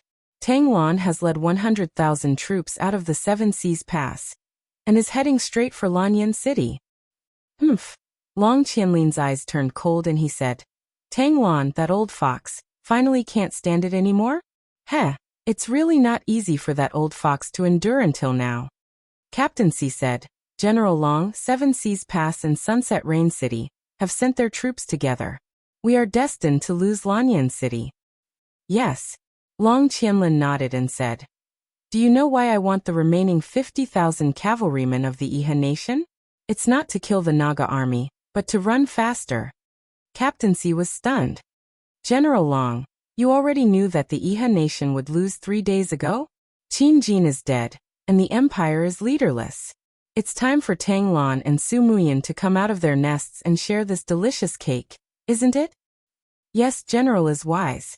What should we do now? Order everyone to bring their rations after nightfall and leave the city through the east gate. Don't disturb any citizens. Also, no one is to massacre the city again, or else they will be killed without mercy. Yes, where are we going? Sword Garrett, back to Lingnan. We don't want Five Valley City anymore. Captain C's face turned green. We can't defend Five Valleys City any longer. Long Qianlin said indifferently, instead of going to Five Valleys City to throw our lives away, why don't we go to Sword Garrett and clear the obstacles on the way back to Lingnan? Yes. That night, in the silence of the night, 50,000 cavalrymen of the Iha nation left Lanyan City, leaving a capital riddled with holes for Tang Xiaoxi outside the city. In the early morning, dew moistened the land of Lanyan City and the wounds of the city. Tang Xiaoxi slowly spurred her warhorse into the capital. Looking at the city gate that had been reduced to powder, tears flowed from her eyes. Mu, you're not dead. Tell Xiaoxi that you're not dead, right? Tang Zhen's eyes reddened as he said, Princess, General Lin Muyu, he is indeed worthy of being called a famous general, but he has really left me. No, he won't. Tang Xiaoxi murmured.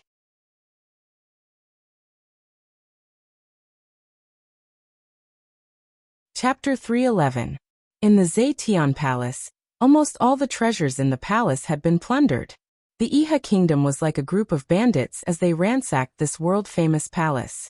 When Tang Xiaoxi led the army into the Zetian Palace, it was already empty and no longer as prosperous as it used to be. Fortunately, Long Qianlin could be considered a benevolent general and had burned down the Zetian Palace. He didn't even set fire to Lanyan City before he left. Otherwise, this famous city that had existed for thousands of years would have been burned to the ground. Ling Huyen led the 3 Fox tribe generals and followed closely beside Tang Xiaoxi. They looked at the black mass of corpses in front of the Zetian Palace. Their eyes were filled with reluctance, but they remained silent. One of the Fox tribe generals curled his lips and said, The humans say that we demon tribe are cruel and ruthless. Now it seems that the humans are not much better. They might even be worse than us. The Naga leader at the side stuck out his tongue and hissed something. The captaincy of the 7 Seas city placed their hands on the hilts of their swords and lined up on another long red carpet in the Zetian Palace. They looked respectfully at Tang Xiaoxi and waited for her next order. Duke Lan's army will arrive at Lanyan City in 3 days. Tang Zhen said respectfully, Princess, shouldn't we be prepared? After all, you led the army to recapture Lanyan City on your own. Although it is a great achievement, you didn't get Duke Lan's approval and mobilized the 50,000 soldiers of the 7 Seas city. Moreover, we lost more than 10,000 people. Tang Xiaoxi smiled slightly. It's all right. I will bear all the responsibility alone. Tang Zhen, have you calculated how many people the Iha kingdom killed in Lanyan City? Tang Zhen's expression was solemn as he said, I don't have detailed statistics for now. However, looking at the situation, at least 1 million civilians in Lanyan City were slaughtered. The corpses piled up like mountains outside the city is enough to prove this. In addition, the massacre caused countless civilians to flee Lanyan City. Lanyan City has lost a lot of its population. In addition, the surrounding villages and towns have been massacred many times. I'm afraid that Lanyan City, which is known as the #1 city in the world, has far less than 5 million people left. It would be fortunate if half of its population could be preserved. Got it. Tang Xiaoxi sat gently on the throne and said, It's easy to cause a plague when the corpses decompose, so immediately organize people to bury and burn the corpses of the victims. In addition, send out an imperial notice to recall the refugees. Tang Zhen, go to Lanyan City and summon all the officials of the Ministry of Revenue who are still alive, as well as all the officials of the counties and counties. Have them organize people to bury the corpses and repair the walls and houses. We must restore order and livelihood in Lanyan City as soon as possible. I can't let Xiao Yin return to see a lifeless Lanyan City. Everything must be running again. Yes, I understand. Tang Jin cupped his fists and said, But princess, the monster race's army has already entered the city. But the serpent men, lizard men, and bear men aren't humans after all. Once Duke Lan's army of 100,000 arrives, I'm worried that it will cause a misunderstanding. So, in my opinion, the monster race's army has already helped the humans recover the imperial capital and can be sent back. Yes. Tang Xiaoxi gently nodded. Ling Huyen bowed and said, Your Highness, I'm here. The monster race's army has made a great contribution this time, but I really have nothing to reward you with. In order to avoid another war between the humans and the monster race, immediately take my order and go to the demon-subduing pass. Return to the Forest of Infinity. I will visit you again. Yes, Your Highness.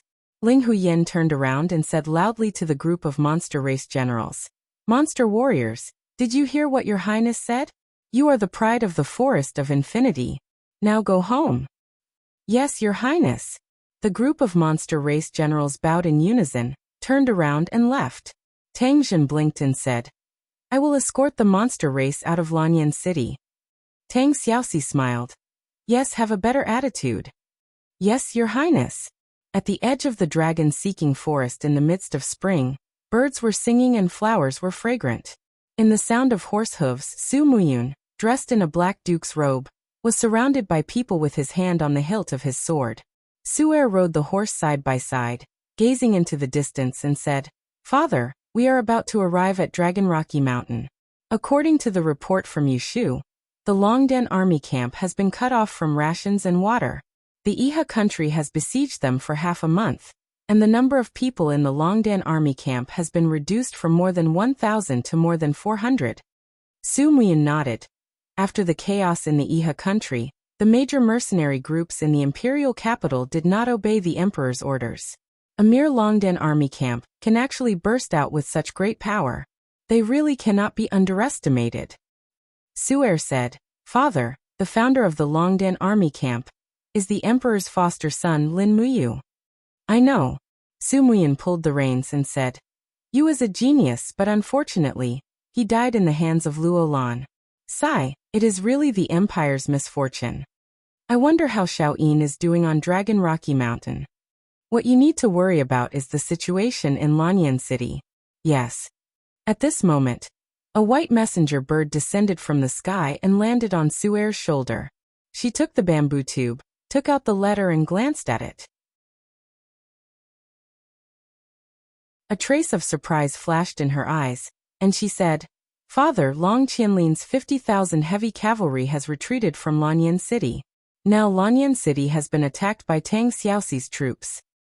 Tang Xiaoxi, Su Muyin sighed and said, Lanyan City has been massacred, and all the feudal vassals have either submitted to the Iha kingdom, or gone into hiding. No one would have thought that Tang Xiaoxi would lead the monster race army to declare war on the Iha kingdom. What a loyal and affectionate princess of Seven Seas City.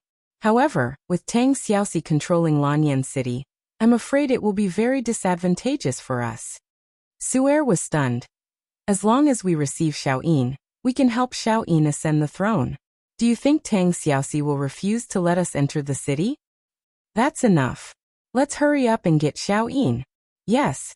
When the Muyu City army arrived at the foot of Dragon Rocky Mountain, the people of Dragon Rocky Mountain were shocked. However, when they saw the Muyu City army waving the empire's purple Yinhua flag, Luo Yu was the first to jump off the city wall, and ordered, Scouts, go and see where they are from. Don't fall into the Iha kingdom's trap. Yes. A scout galloped away, holding a purple Yinhua flag in his hand, and directly came to the front of the Muyu City army. He said loudly, Our Lord Luo Yu wants me to ask, where are you from? In the crowd, Su Muyin slowly rode out, cupped his fists and said respectfully, The Cloud Province's Grand Duke Su Muyun is here to receive you. Please tell Her Highness Yin that grandfather is here. The scout was stunned, and his eyes widened and he said, It's really the Muyu City army? Su'er said, How could it be wrong? I am Her Highness Yin's aunt, the commander of the Zither Dragon Army Suyu. Just tell Her Highness the truth. Yes. The scout turned and left, and Qin Yin, Chu Yao Qin Yan, and the others also came after hearing the news. Qin Yin's face was full of excitement. Is grandfather really here? Yes, your highness. Luo Yu cupped her fists and said, it's true. Qin Yin excitedly rode away, and she said with a smile, everyone follow me to welcome grandfather. Yes. The group went down the mountain, and when they arrived at the foot of the mountain, they saw Su Muyun and Su Yu from afar. Qin Yin's eyes instantly turned red, and tears swirled in her eyes. She leaped into Su Muyun's arms, and she cried loudly, grandfather, why are you only here now? Su Muyun's body trembled, and he hugged the empire's princess in his arms. He gently stroked her hair, and he said, Xiao Yin, don't cry, it's all my fault. It's all my fault that I couldn't send my troops in time.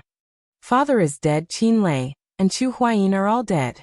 Qin Yin slowly let go of Su Muyun, and she said, grandfather, you are more well-informed than me. Tell me, how is big brother Yu, and where is he now?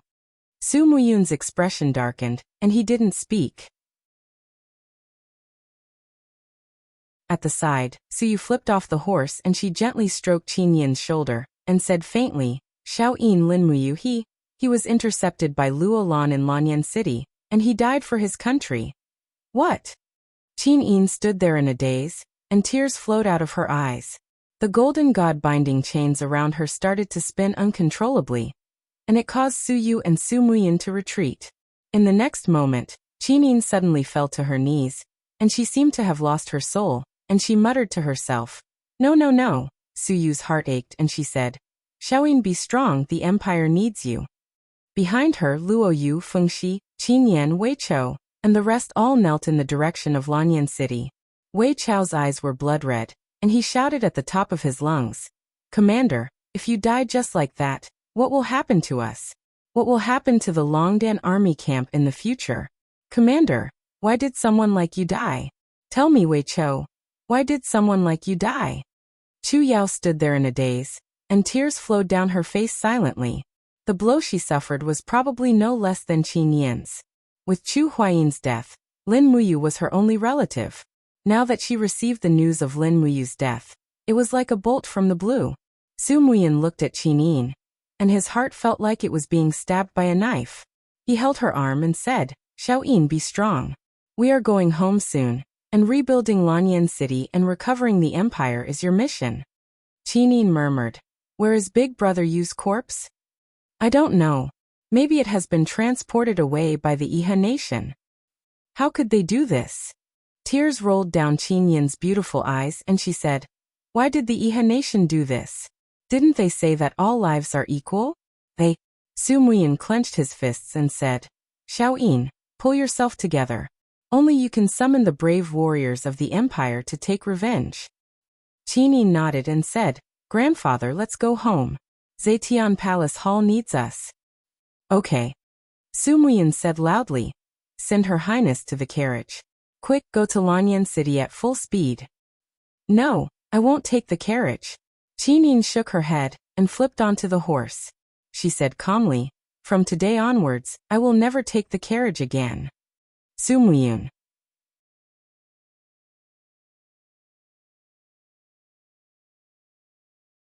Chapter 312. Overgrown weeds grew between the cracks of the bricks on the city wall, and they swayed repeatedly when the spring breeze blew. Tang Zhen pressed his hand on the hilt of his sword, and stood on the city wall like a stone statue, supervising the commoners who were repairing the city wall in the distance. The broken wall had already been rebuilt to half its height, and smoke curled up from the chimneys in the city. The soldiers of the spiritual medicine department were preparing the commoners' lunch. Suddenly, a soldier pointed into the distance and said, Commander, look. There are people coming from the direction of Seven Seas City. Tang Zhen was slightly stunned, and he looked into the distance. Sure enough, smoke and dust billowed in the distance. Not only were there people coming, but there were many of them. The 100,000-strong army of Seven Seas City was finally about to arrive at Lanyan City. However, they only arrived nearly 20 days after Lanyan City was massacred. Go get Princess Shi. Yes. Not long after, Tang Xiaoxi walked up the city wall in a white embroidered robe, and a few Seven Seas City captaincy followed behind her. She slowly came to Tang Zhen's side and said, Send a cavalryman out of the city to ask where they came from. Close the city gates, and don't trust anyone easily." "Yes, princess." Tang Jun did as he was told, and the cavalryman galloped over quickly. He cupped his fists at Tang Xiaoxi, who was on the city wall, and said, "Princess Shi, Commander Tang Jun, it's young Master Tang Lu and young Lady Tang Wei from Seven Seas City. At the back, young Master Tang Tian is escorting Duke Lan over. The 100,000-strong army of Seven Seas City is about to arrive at Lanyan City. Young Master Tang Lu asked me to inform Princess Shi and order her to open the city gates and go out to welcome Duke Lan." Tang Lu and Tang Wei.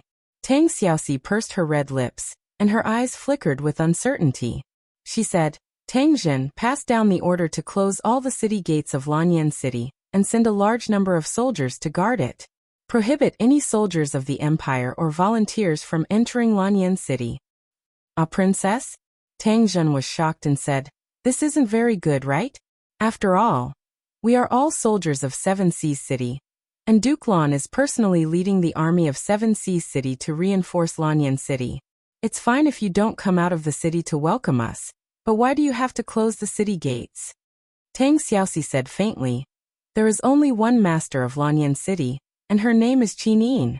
Unless Qin Yin comes to Lanyan City in person, I won't hand Zetian Palace over to anyone. Tang Jun, don't forget that we took back Lanyan City from Iha Nation at the cost of the lives of more than 10,000 soldiers. Now I'm the master of Lanyan City." "Yes, I understand." Tang Jun wanted to say something but hesitated. After a few seconds, he cupped his fists and said, "I'm willing to follow the Countess until death." "That's good. Go and pass the order." Yes. The city gates of Lanyan City were closed, and Tang Xiaoxi stood on the city walls with her sleeves fluttering in the wind. She looked at the dense crowd of people of Seven Seas City gathering in the distance. An hour later, nearly 30,000 soldiers of Seven Seas City formed a formation outside the city. 2 generals riding white horses galloped over. They were Tang Lu and Tang Wei. This made Tang Xiaoxi feel a little uneasy. Tang Lan had 3 sons. The eldest was Tang Xiaoxi's father, who had passed away, and the second was Tang Jin. Tang Jin had 3 children.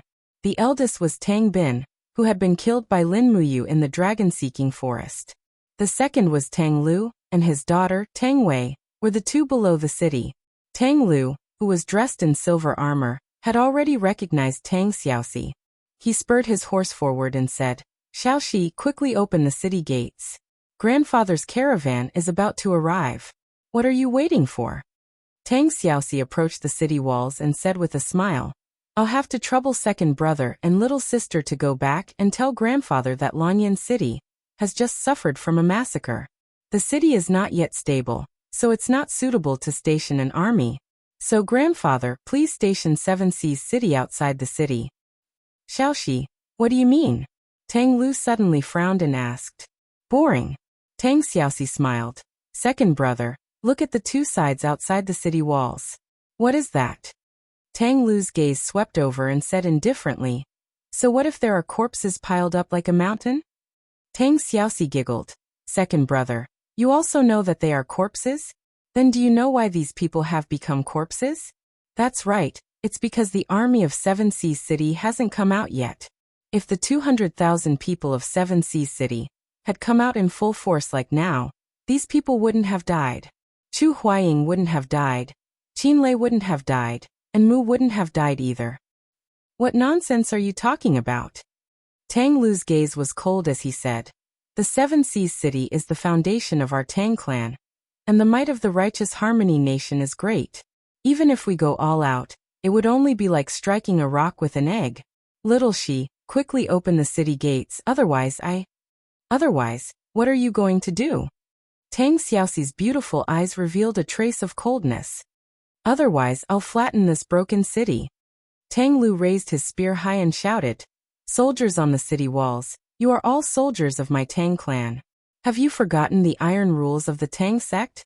Immediately open the city walls and welcome Duke Lan's army into the city." However, the soldiers on the city walls didn't move at all. In fact, none of them even looked at Tang Lu. Tang Xiaoxi couldn't help but laugh. Second brother, don't waste your efforts. They are soldiers of the Tang clan, but before that they are soldiers of the empire. Not all of them are rebellious and want to ascend to the throne. Go back and tell grandfather that unless Xiao Yin returns to Lanyan City, I won't open the city gates to let any soldiers in. If you want to enter the city, then come and attack. Archers, get ready. Swoosh, swoosh, swoosh. A row of archers drew their bows in unison and aimed at Tang Lu, Tang Wei, and the rest below the city walls. Tang Lu had been spoiled and domineering since he was young. He had never suffered such humiliation before. His expression was cold as he said, "Good, you guys did well. As a member of my Tang clan, you actually dared to aim your arrows at me. Tangzhen, I'll remember you." Tangzhen cupped his fists on the city walls and said with a smile, "I'm sorry, second young master. This general listens to the iron orders of the Tang clan, and is currently only loyal to Princess Shi. Moreover, I, Tangzhen, am a soldier of the empire. My loyalty to the empire will never waver." Bah!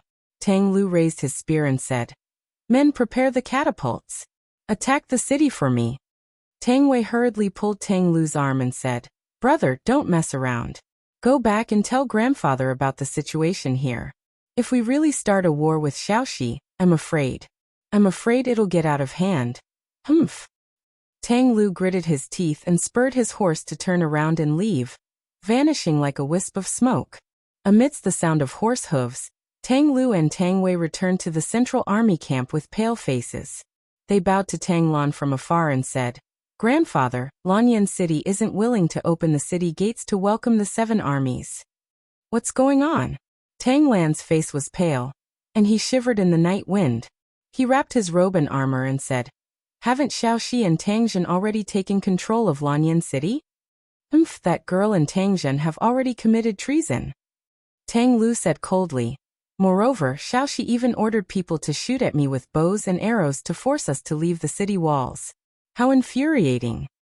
"Treason?" Tang Lan smiled and said, "Xiaoxi secretly mobilized the army of the Tang town barracks, and summoned the guards of the demon clan to take over the large Lanyan city from the Iha country. If this is considered treason, then we are all traitors of the country." "Grandfather, you..." Tang Lu couldn't understand Tang Lan's thoughts and said, "Grandfather, now it's Xiaoxi, this rebellious descendant of the Tang clan, who is obstructing us from entering Lanyan City." Tang Lan sighed and said, "What did Xiaoxi say?" Tang Wei blinked and said, "Big sister Xiaoxi said that unless Her Highness Qinin personally comes, otherwise she won't open the gates of Lanyan City. This Lanyan City can only belong to Qinin and no one else. So she asked grandfather to station the army of the 7 Seas city outside the city, and once Her Highness Yin returns to the city, she'll naturally accept the army of the 7 Seas city. Is that so?" Tang Lan's brows knit together tightly, and he waved his hand and said, "Tang Lu, Tang Wei, both of you go make arrangements to set up camp outside the city. Since Xiaoxi won't come to welcome this old man into the city, then we'll wait outside the city." "Yes." Tang Lu and Tang Wei spurred their horses and left. Tang Lan sighed and remained silent. At the side, a general whose face was shrouded in a cloak smiled and said, "What a joke. The granddaughter has occupied the city, but she won't let her grandfather enter. This is truly a strange story. However, it seems that Duke Lan doesn't vent his anger on Princess Tang Xiaoxi. Why is that?" Tang Lan turned around and glanced at him, saying with a faint smile, "Can't General Xiang see? All the sons of the Tang family are mediocre, only Xiaoxi is an exception. Although she's a woman, she dares to do what she wants. When the Iha country's army of nearly 500,000 surrounded Lanyan City, who in the world dares to oppose them? Only I, this rebellious granddaughter, had the courage to stand up and contend with Ji Yao, Long Qianlin, Ding Shi, and the other famous generals without being defeated." The mysterious general smiled and said, "This is the truth. In the entire Tang sect, only Tang Xiaoxi is the most courageous and resourceful." "So," Tang Lan sighed and said with a smile, "no matter how rebellious Xiaoxi is, I can't be angry with her. She is my greatest pride and the only hope of our Tang sect." "Then what do you plan to do now, Duke Lan? Are you just going to guard outside Lanyan City?" "No."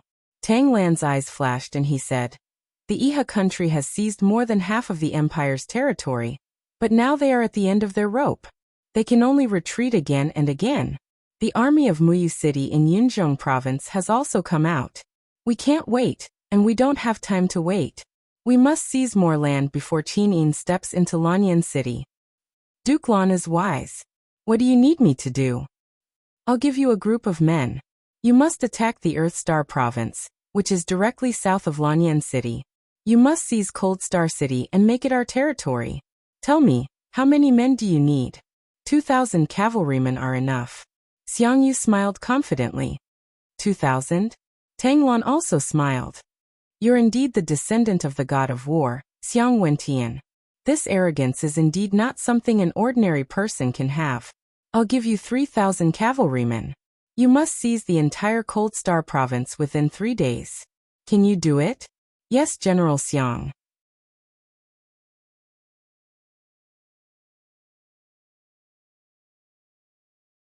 Chapter 313. Starlight sprinkled on the earth. On the official road between Lanyan City and Songnan Province, the sound of horses' hooves was dense. Under the moonlight, the Empire's war flag's golden-purple flower fluttered in the air, very bright. Qinyin, dressed in a dark purple princess cloak, once again set foot on this abandoned land. All sorts of feelings welled up in her, but most of them were nostalgia for the deceased. She looked at Lanyan City under the moonlight from afar, her heart indescribably uncomfortable. When she thought of Lin Muyu dying in battle at the south gate of Lanyan City, Qinyin's heart ached as if it was pierced by thousands of arrows. "Grandfather, I want to enter the city from the south gate," she said softly. Su Muyin looked at her with heartache and nodded. "Yes, we will listen to Xiao Yin." Beside him, Su Yu turned around and ordered, "Pass the order to the 3 armies to wait in the north and east of the city. The front army will follow Her Highness to the south gate. No one is allowed to clash with the army of Qihai City, otherwise, they will be punished according to military law." Everyone nodded in unison. Wei Chou, Chu Yao, and Qin Yin followed closely behind Qin Yin. They all knew the reason why Qin Yin went through the south gate. At night, the cold wind blew. Qin Yin wrapped her clothes tightly around her chest. Her beautiful eyes looked at the newly repaired south gate. There were still huge cracks and traces of newly built walls on the wall. Even the gate was pieced together. Its defense could be said to be very weak. However, the swaying purple flower war flag on the wall was like iron chains, stabilizing the crumbling building. On the city wall, the torch swayed. Tang Zhen's eyes were stern as he said, "Is it Her Highness Qin Yin's men?" Wei Chou flew forward and looked up. "General Tang Zhen, don't you recognize me, Wei Chou?" Tang Zhen had mixed feelings. "It's Lord Wei Chou, of course I know him. Her Highness Yin. Where is Her Highness Yin? Princess, she wants to see Her Highness Yin, can she?" In the crowd, Su Yu held a steel knife and stood in front of Qin Yin saying, "Shield formation, protect Her Highness." Yes. A group of people guarded her left and right, but Qin Yin smiled and said, "No need, disperse. Anyone in this world can harm me, but Xiaoxi will never." She urged her horse forward and slowly walked out of the crowd. Strands of golden god-binding chains coiled around her body. She raised her head and looked up at the city. "Little Shi, it's me." On the city wall, a golden light soared into the sky. Tang Xiaoxi, who could not control her emotions, turned into a 9-tailed demon fox. Her 9 fiery red tails swayed slowly, and she jumped down from the city wall. Under the control of her power, she slowly landed. When she raised her head, her eyes were already full of tears. She cried and said, "Xiaoyin Mumu is dead." Qinin looked at her with tears flowing down her face. "Xiaoxi, Xiaoxi." The 2 sisters hugged each other and cried in grief. They both understood how it felt to lose a loved one. Everything could never go back. It was like a house on fire. Looking at its gray walls and broken walls, even though they knew it was home, they could never go back. The sound of hooves slowly approached. Chu Yao mounted the horse and put her hands on Tang Xiaoxi and Qin Yin's shoulders, saying, "Xiao Yin and Xiaoxi, don't cry. If Yu is watching from heaven, he would want to see your smiles instead of you grieving for him. Doesn't the Yu we know always face everyone with a smile?" "Yes." Qinin lowered her head and wiped away her tears, saying, I know. I know. As she spoke, she looked deeply at Tang Xiaoxi and held her hand, saying, Xiaoxi, you've suffered.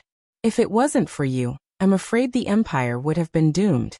Tang Xiaoxi murmured, I thought I could save Mu, but I didn't. I'm really useless. No. Qinin softly said, You've already tried your best. I'm the useless one. I've always needed someone else's protection, but I can't help anyone. I'm the burden.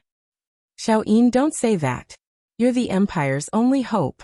Only you can unite this disintegrated continent. At this moment, Su Muyin and Su Er rode over. Su Muyin cupped his fists and said, Old subject Su Muyin greets Princess Shi. Tang Xiaoxi hurriedly said, You're too polite, Duke Yin. I'm just a junior, so I can't accept such a greeting from Duke Yin. Tang Xiaoxi greets Duke Yin. Ha ha ha ha. Su Muyin laughed and said, I heard that Princess Tang Xiaoxi is guarding Lanyan City, and doesn't even allow the Seven Seas City's army to enter the city. She's waiting for Xiaoyin alone. This old subject is touched by her loyalty and friendship. Since that's the case, our Twilight Rain City's army won't enter Lanyan City anymore. Tang Xiaoxi smiled faintly and said, Lanyan City is already riddled with the flames of war. If Duke Yin doesn't mind, then you can station outside the city. The heavy responsibility of rebuilding Lanyan City requires even more troops, and the 200,000 troops that Duke Yin is leading will be just enough to help. All right. Su Muyin cupped his fists and said, The Twilight Rain City's army is under Her Highness Ho Yin and Princess Shi's command. Then shall we enter the city? I heard that Duke Lan is also outside the city. Quickly send someone to invite him into Zetian Palace. Yes. As they passed through the south gate, Qinin raised her head and looked at the huge pothole on the city wall. Her eyes couldn't help but turn red. Big brother Yu, is he there? Tang Xiaoxi nodded and said in a sobbing voice. Yes, it said that when Mu was killed by Luo Lan, Icatosaurus created many dragon crystals to protect Mu's body. However, these dragon crystals were secretly taken away by the Iha nation's bastards. No one knows where Mu's body is. I've sent many people to look for it, but there's been no news. Qin Yin's beautiful eyes were filled with hatred as she said, This debt must be paid with blood by the Iha nation. Also, send more people to find Big Brother Yu's body. Su Er cupped his fists. I understand. I'll definitely send more people to look for him. Yes, thank you, Aunt Er. You're too polite, Your Highness. This is what I should do. Everything in the capital seemed to have been destroyed, but it still retained its original appearance. As they passed by the Holy Temple and the Spiritual Medicine Department, they saw that the two temples had been destroyed by the fire. However, the sturdy walls and stone buildings were still there. On the ground, there was a huge pothole that was being filled up. Everyone urged their horses to go around it. Qinin couldn't help but take another look. Tang Xiaoxi said faintly, Great Deacon Lei Hong was killed by the hierarch Luo Lan here. Grandpa Lei Hong. Qin Yin's eyes dimmed as she said, How did Big Brother Qin Lei die? Tang Xiaoxi's expression darkened as she said, Commander Qin Lei was surrounded and killed by Ji Yao's cavalry archers. His body was hit by hundreds of arrows, and in the end, his head was chopped off by LV Zhao. It said that LV Zhao soaked Commander Qin Lei's head in a potion and sent it back to Lingnan. Bastard. Qin Yin clenched her fists, tears in her eyes. The revenge of Iha nation must be repaid with blood. Yes. Qin Yin continued. The Holy Temple, the Spiritual Medicine Department, and the Fire Sparrow Department are the pillars of the Empire. They must be rebuilt as soon as possible. The Spiritual Medicine Department has been severely damaged. Send some talented alchemists from Seven Seas City and Sunset Rain City to the capital. Su Muyin cupped his fists. Yes, this old subject will handle this matter. Qin Yin nodded. Thank you, grandfather. Also, the Spiritual Medicine Department needs someone skilled in alchemy and medicine to take charge. Sister Chu Yao, I will now officially appoint you as the Great Deacon of the Spiritual Medicine Department. Are you willing? Chu Yao was stunned. She nodded. Chu Yao understands. Yes, thank you, Sister Chu Yao. What are you thanking me for? Chu Yao was stunned. Qin Yin smiled faintly and said, in order to protect the imperial capital, Lord Chu Huayin, a genius, died in battle outside the city. Sister Chu Yao, as an employee of the spiritual medicine department, protected me for a long time at Dragon Rocky Mountain. I understand what the empire owes the Chu family. Chu Yao's expression darkened. She said indifferently, if that's the case, the people the empire owes are you and Commander Feng Jixing. General Feng. Qin Yin was startled and said, where is General Feng now? Su Er cupped her fists and said, Your Highness, General Feng Jixing led 30,000 troops to fight the rebels at the foot of Heaven's Rod Mountain, and was surrounded by 300,000 soldiers. Long Qianlin lied to General Feng and caused 30,000 soldiers to be killed in Fire Badger Valley. The current Feng Jixing isn't the same Feng Jixing as before. He has lost his will to fight. Every day he buries the corpses of those soldiers. The people I sent to invite him back were all chased away. On the side, Su Muyin said, Xiao Yin, Feng Jixing is a famous general, and in terms of leading troops, he isn't any weaker than Long Qianlin. However, he is too kind. Now that the empire needs people, grandfather thinks, Xiao Yin, you should find a suitable chance to personally head to Fire Badger Valley and invite Feng Jixing back to Yanlan City. Let him recruit from the millions of people in Yanlan City to form an invincible army. And I will. Qin Yin licked her red lips and asked, Is there any news of Chu?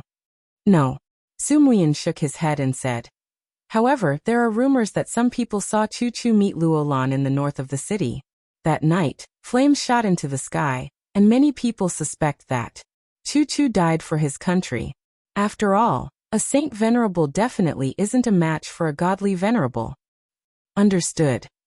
Qin Yin's eyes turned red and said, The chaos in Iha country caused us to lose our loved ones. We must remember this blood debt for the rest of our lives. Yes.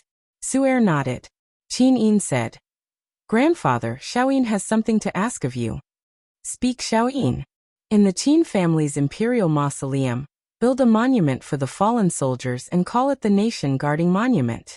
All the soldiers who can remember their names must leave their names on the Nation Guarding Monument. Is that okay? Su Muyin was stunned. But those who aren't from the nobility don't have the right to enter the Qin family imperial tomb. No, if I say it is okay, then it is okay. Yes, I will follow your orders. Don't worry, Your Highness. I will come up with a name list for the Nation Guarding Monument. And thank you, Grandfather.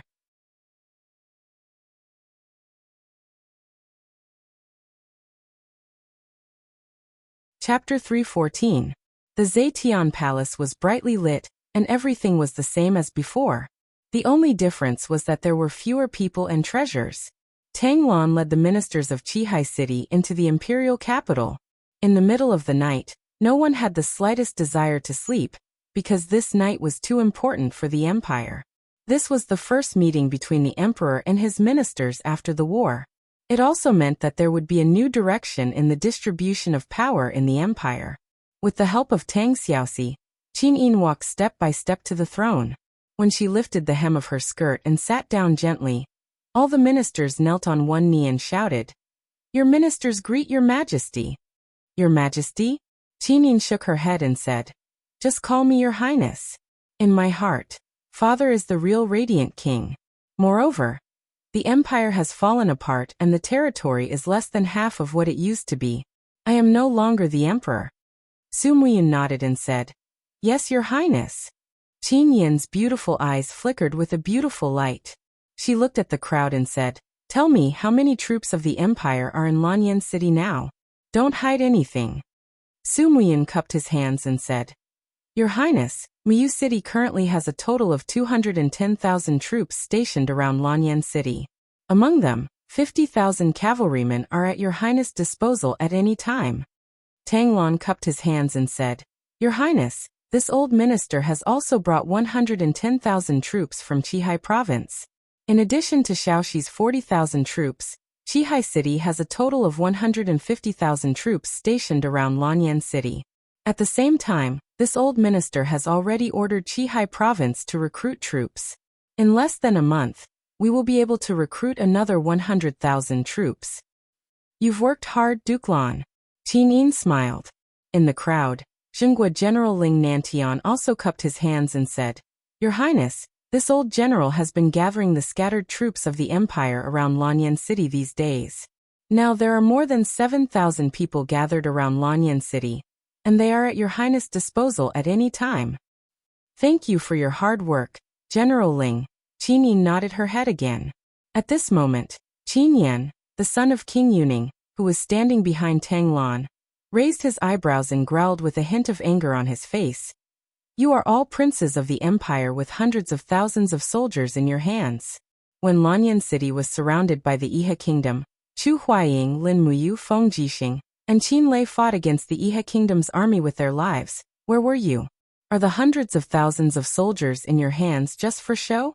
Or are you waiting for the fall of the empire to divide the soup?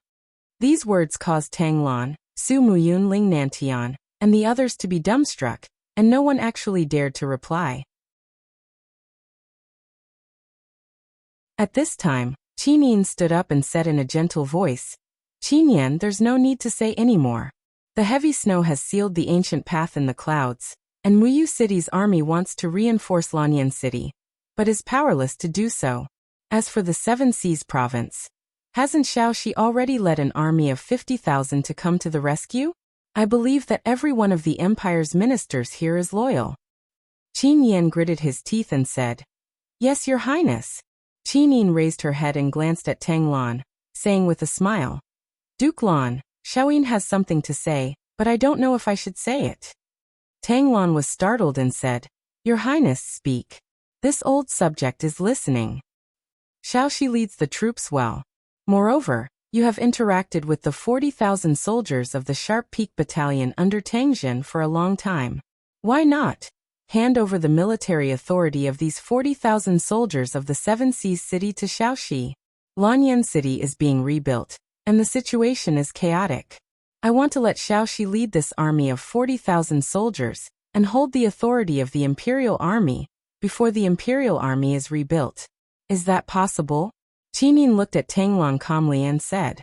Tang Lan's gaze was calm as he cupped his fists and said, Your Highness is the monarch of a nation, and your words carry enormous weight. The Sharp Peak Battalion is the army of Seven Seas City, and also the army of the Empire. This old subject will do as you say. Good. Qin Yin smiled faintly and said, Promote Tang Zhen to the Western General, and rename the 40,000 troops under him the nation-guarding army. They will all be under your command. In addition, you must listen to Tang Xiaoxi. Other than Shaoxi and me, you don't need to listen to anyone else. Understood? Tang Zhen cupped his fists excitedly. This general obeys the decree. By the side, Tang Xiaoxi also snickered secretly and said, Shaoyin is really smart. However, it was obvious that Tang Lan wouldn't be too happy with Qin Yin's separation of military power. These 40,000 soldiers would be renamed the nation-guarding army, and Tang Zhen would be replaced by a group of trusted subordinates, such as captaincy and kiliarchs. Then the military power of this army would really be completely in the hands of Qin Yin. In fact, Qin Yin also knew that although she was now the ruler of a nation, the military forces were not in her hands at all. She could not guess the thoughts of her grandfather, Su Muyun, at all. Tang Lan, on the other hand, was a person who kept a low profile and bided his time. No one knew where the future of the empire lay. When Iha Nation attacked Lanyan City, it was a battle. But now, it was a battle of power without the shadow of a sword. A map was unfolded in the center of the main hall. There were burn marks on the edges, but there was no other way. Zetian Palace was almost completely looted, and there was no way to find a second map. It was too late to ask the craftsmen to draw a temporary one, so they could only make do with it for now. Qin Yin stepped down from the throne, and her pale golden boots stepped on the blood-red carpet to the side of the map. She said lightly, Lanyan City is adjacent to Tsangnan Province, Tianshu Province, and Earthstar Province. Since Lanyan City has been recovered, the next step is to recover these three provinces. If anyone has any suggestions or opinions, please feel free to voice them out. Ling Nantian cupped his fists and said, Your Highness, Yuchi Tian of Tianshu Province is a two-faced villain. He previously surrendered to Iha Nation, but now he has sent a letter saying that he is willing to return to the Empire. The 40,000 Tianshu army under him is even more willing to fight at the forefront for the Empire. Despicable villain. Wei Chou clenched his fists and said, "It was this army who sent a fake letter and deceived General Feng into leading 30,000 imperial soldiers out of the city. Otherwise, Lanyan City might not have to suffer this disaster." Qin Yan said angrily, "Your Highness, you must reject Yuchi Tian's surrender. A debt of blood must be paid in blood." "No." Qin Yin waved her hand and said, "The Iha nation still has nearly 300,000 troops. We are not sure that we can win, so we should try to gain as much strength as possible. Later, we will send people to take over the Heaven's Pivot Province. At present, we only have to deal with two cities, the Five Valley City and the Cold Star City." Tang Lan said, "Your Highness, you don't need to worry about Lungxing City. I have already sent General Xiang to lead 3,000 cavalry to attack. With General Xiang's ability, I believe that Lungxing City will be taken in less than 3 days." "Oh." Qin Yin was startled. "I wonder which General Xiang is Master Lan talking about." "General Xiangyu." "Xiangyu." Qin Yin was stunned. "Wasn't Xiangyu secretly executed by Lord Chu Huayin?" Tang Lu, who was beside Tang Lan, cupped his fists and said, "Your Highness, you may not know this, but Lord Chu Huayin is a benevolent general with a kind heart, so he didn't kill Xiangyu and only ordered him to go far away. Grandfather knows Xiangyu's ability, so he sent people to find Xiangyu who lived in seclusion when the empire fell. He gave him a troop and ordered him to work for the empire again to make up for his mistakes." "I see." Qin Yin nodded. "That's good.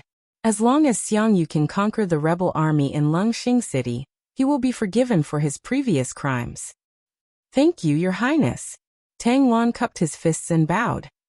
As for Wugu City, Qin Yin blinked and said, "According to the military intelligence, Zhenan King Qin Yi, that old thing, will personally lead 200,000 troops to guard Wugu City. I wonder who is willing to attack Wugu City." Tang Lan was silent. Everyone was also very quiet. It seemed that no one was willing to challenge the 200,000 troops of Wugu City. At this moment, Zhennan General Ling Nantian cupped his fists and said, "Your Highness, since all the generals are so modest, this old general is willing to go. I only hope that Your Highness can allocate more troops for this old general to attack Wugu City. After all, this old general only has less than 10,000 troops under his command."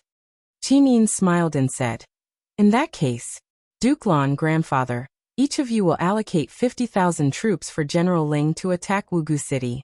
How about that?" Su Muyin cupped his fists and said, "Yes, Your Highness." Although Tang Lan was unwilling, he couldn't do it openly, so he also cupped his fists and said, "This old subject will gather 50,000 troops tomorrow and hand them over to General Ling Nantian to command. Your Highness can rest assured." "That's good. All the provisions will be provided by Qihai City and Muyu City respectively." Yes. Everyone had their own thoughts, so they didn't say much. Qin Yin took a cup of tea from the maid and took a sip. She sat on the throne and waited for everyone to report anything else. Su Yu whispered to Su Muyin, "Father, why don't we attack the Five Valley City ourselves? Why do we have to hand it over to Ling Nantian, an old general who hasn't been on the battlefield for a long time? What if we lose 50,000 men? They are our elite soldiers." Su Muyin shook his head and said softly, "Do you think I don't want to? But Qin Yi has many famous generals under his command. The newly conferred 7 marshals of the Iha nation are all there. Ji Yao, Lv Zhao, Ding Shi, and Long Qianlin. None of these people are easy to deal with. As for us, after your brother's death, there is no real general in the Muyu City who can take charge of an area. Ayu, if father asks you to personally lead the troops to attack the Five Valleys City, do you have a chance of winning?" Su'er was stunned and said helplessly, "I am not as brave as brother, so I really don't have the confidence." "Yes." Su Muyin said calmly, "Follow father to Fire Badger Valley tomorrow." "Why are we going to Fire Badger Valley?" "To find Feng Jixing. If we can get Feng Jixing's help, our Muyu City army will be invincible. Yes. After a while, Wei Chou suddenly cupped his fists and said, Your Highness, I have something to say. Qin Yin looked at him and smiled. Sir Wei Chou, just say what you want to say. Yes. Wei Chou looked at Qin Yin with clear eyes and said, Although Sir Lin Muyu died for the country, the Longdan army camp is still there. I hope that Your Highness can allow us to rebuild the Longdan army camp. As long as the Longdan army camp is there, Sir Lin Muyu's soul will be there. Qin Yin was moved and her eyes turned red. The Longdan army camp is Brother Yu's private army. Okay, I will immediately promote Sir Wei Chou to rank 4 general, and be the commander of the Longdan army camp. Luo Yu, Feng Shi, and Qin Yan will be deputy generals, and be the deputy commanders of the Longdan army camp. The Longdan army camp will be the official army of the empire, and the funds will be taken from the empire's treasury. Tomorrow we can recruit new soldiers in Lanyan City. Yes. In the mountains, the crystals buried deep in the ground shone with a faint purple light. A voice continued to grumble. Is my god power not enough to wake you up? How long are you going to sleep for, Lin Ruoji? Do you really want to wait until Qin Yin and Tang Xiaoxi marry someone else and have kids before you wake up? Spiritual sense fluctuations are stronger? Hee Lin Ruoji, it seems like you still care about these bitches. Quick, then wake up for this great emperor.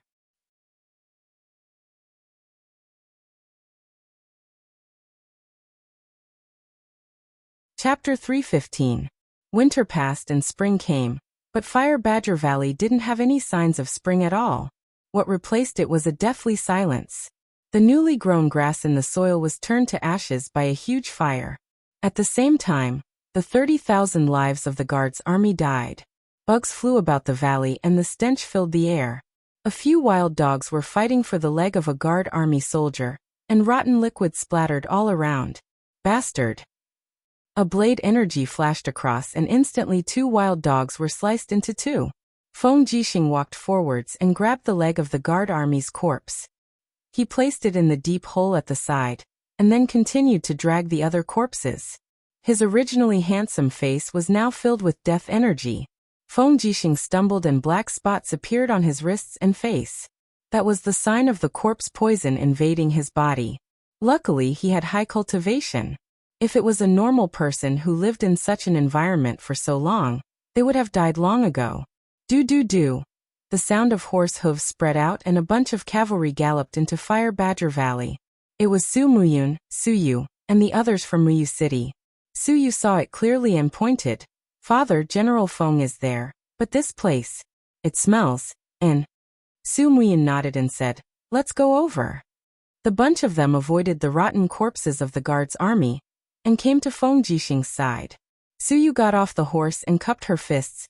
General Feng, do you still recognize me? I am Cloud Province Duke Yun's daughter, Su Yu. Feng Jixing dragged a corpse step by step to the deep hole, and placed it in. It was as if he didn't see Su Yu and the others arrive. Su Yu frowned and said, General Feng, you are. Feng Jixing grabbed the wind cutter blade that was stabbed into the ground. His gaze turned cold and he said, Are you all here to steal the corpse? Scram, otherwise don't blame me for being merciless. So you stood there in a daze. General Feng Yu. On the side, Su Muyin got off the horse and held a golden staff. He looked calmly at Feng Jixing and said, General Feng, the 30,000 soldiers are the pride of the empire. Are you willing to let them rest in this desolate Fire Badger Valley? Don't tell me. You have the heart to let the beasts dig the soil and eat their corpses? Feng Jixing suddenly stopped in his tracks, and looked at the ground that was covered with dark red blood stains. Su Muyin continued, General Feng, Her Highness Qin Yin isn't dead. She has returned to Zetian Hall. Now Lanyan City is back in the hands of the Empire. Cloud Province and Seven Sea Province have hundreds of thousands of troops protecting Lanyan City. Iha country has already retreated back to Five Valley City. Moreover, Her Highness Qin Yin has already ordered the construction of a country-guarding monument to bury these soldiers who sacrificed their lives for the Empire. In my opinion, The 30,000 soldiers should be buried under the country guarding monument. What does General Feng think? Feng Jixing turned around and stared at Su Muyun with a pair of beast-like eyes. He said calmly, Su Muyun, do you think I, Feng Jixing, don't know what kind of person you are? The capital has been surrounded for so many days, and the people of Cloud Province can even crawl over. Yet, you allowed Lanyan City to be ravaged by the Iha country bastards, and caused Her Highness Qinin to die. Now that the Radiant King is dead, I'm afraid that all the power in the world is in your hands, right? Su Muyun was taken aback. He said, General Feng, as Duke Yun, I didn't even hold you accountable for killing my son, Su Qin. Why do you have to get to the bottom of it and hold me, Su Muyun, accountable for my negligence? If you were a father, you would do the same thing. Right now, Xiaoyin is my Su Muyun's only hope. The only thing I want to do is for Xiaoyin to become the ruler of this world and raise the Iha nation to the ground. What do you want me to do? Feng Jixing asked calmly. Su Muyun smiled. Command the army of Twilight Rain City, and sweep across the northern mountains. First, drive the Iha country bastards from Lingnan to the south of the Qinling Mountains.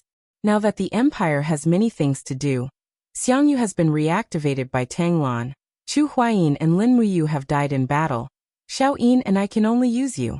I hope that General Feng will come out of seclusion again for the sake of the people of the empire. Olchu. You. Feng Jixing frowned and tears welled up in his eyes. He lowered his head and remained silent for a long time. Finally, he raised his head and looked at Su Muyun and Su Yu. He said, I, Feng Jixing, am a sinner. I will only leave after I bury my 30,000 brothers. Moreover, I can't just listen to your side of the story. Before I see the nation guarding monument and Her Highness Qinin, I will not serve anyone. Got it? Su Muyun nodded. I will prove it to you. As he spoke, Su Muyun got on his horse and shouted to the guards. The few of you stay here and gather firewood to cremate the bodies of the imperial guards. Bring their ashes to the nation guarding monument. In addition, go to Great Deacon Chu Yao and summon the medical officer from the spiritual medicine department to come here and treat General Feng's injuries. No one is to be negligent. Everyone cupped their fists together. Yes, Sir Yin. On the way back, the mottled shadows of the trees scattered on the ground. Su Yu held the reins and frowned. Her black cloak swayed gently behind her. You, what are you thinking about? Su Muyun asked. Su Yu smiled faintly. Father, I'm thinking. Feng Jixing, Lin Muyu, Chu Huayin and Qin Lei. These four are indeed outstanding. It's a pity that the heavens are jealous of their talents. Now only Feng Jixing is left. Outstanding. Su Muyun smiled thoughtfully. Outstanding people can't go against the heavens. The death of Chu Huayin, Lin Muyu, and Qin Lei was the will of the heavens. The fact that Feng Jixing is still alive means that the heavens are looking out for the Qin Empire. They gave us the bloodline of a famous general. Otherwise, we won't be able to fight against the powerful Iha country. Yes. Su Yu nodded and said, Father, what are you thinking? Can you tell me? Me? Su Muyun was stunned. What am I thinking? The future, the empire. Sigh. Su Muyun sighed and said faintly, Xiaoyin is still young, but she has to bear everything in front of her. The Iha country will definitely make a comeback. Tanglan, that old fox, is also eyeing us covetously. The only thing we can do now is to protect Xiaoyin and the royal power of Lanyan City. Don't let Tanglan have the upper hand. I'm afraid that when the time comes, that old fox might cripple Xiaoyin and make Tang Xiaoxi the empress. Ah. Su Yu opened her mouth in shock.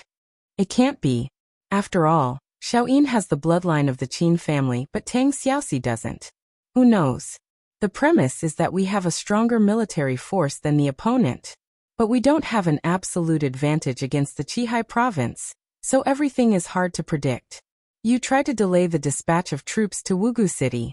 It would be better if we can delay it until Feng Jixing comes out of seclusion.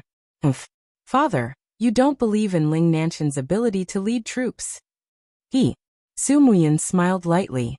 If Ling Nantian is really a famous general, I'm afraid Lanyan City won't be in such a miserable state. Alright. You, send more people to the southern border and the western region to find the lost troops of the empire. You must find the whereabouts of Du Hai. He is the first warrior of the empire. If we can use him, it will be even more powerful. Yes, father. On the 11th of May, news of victory arrived. Xiang Yu, with a force of 3,000 cavalrymen, had successively conquered Cold Star City, Buga City, and a total of 11 cities in the Earthstar province. Other than Cold Star City, which resisted slightly, the other cities had already surrendered. On the morning of the 12th, Xiang Yu led the army back to Lanyan City, and was welcomed by the people of Lanyan City. In Zetian Palace, Xiang Yu led a few trusted generals into the main hall. He smiled and cupped his fists in a dignified manner. General Xiang Yu greets your highness Yin. Qinin nodded. General Xiang Yu has made great contributions in quelling the rebellion. Thank you for your hard work. Tang Lan cupped his fists and said, Your Highness, General Xiang Yu is free to quell the rebellion. Moreover, the empire is in need of manpower at this time. Therefore, this old official suggests that Your Highness promote General Xiang Yu to the second-rank state general.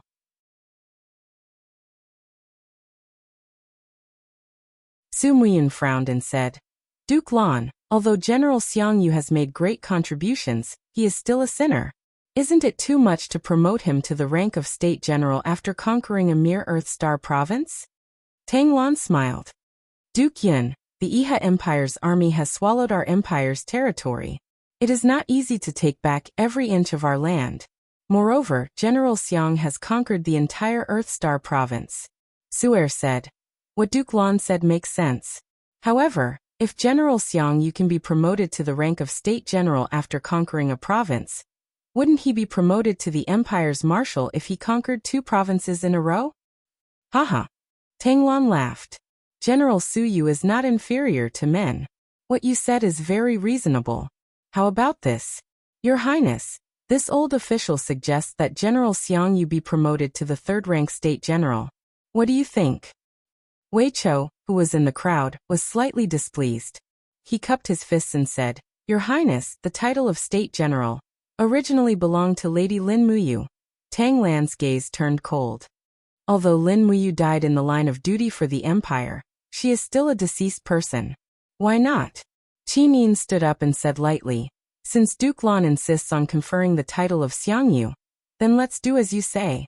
Someone promote Xiang Yu to the rank of state general, and bestow him with the sword seal. I hope that General Xiang Yu can continue to serve the empire and recover the land. This general obeys. Xiang Yu smiled and happily knelt on one knee. Qi Nin looked up at the crowd and asked, How is the battle at Five Valley City? Su'er cupped her fists and said, Reporting to Your Highness, General Ling Nantian has led 100,000 troops to Five Valley City. Yu Shu reported that the siege is urgent, but Five Valley City is guarded by Ling Nan's famous General Ding Shi. There are 200,000 troops inside, and there are also the troops from Tongtian province. So it is difficult to attack in such a hurry. I'm afraid it will take some time to take down Five Valley City. Yes, do a good job in defending Lanyan City and prevent the Iha Empire from invading again. Yes, Your Highness, rest assured that this general will do a good job. Su'er was full of confidence. If she was asked to lead 100,000 troops to attack, she would not be able to do it. But if she was asked to lead tens of thousands of troops to defend the city, this was something she could handle.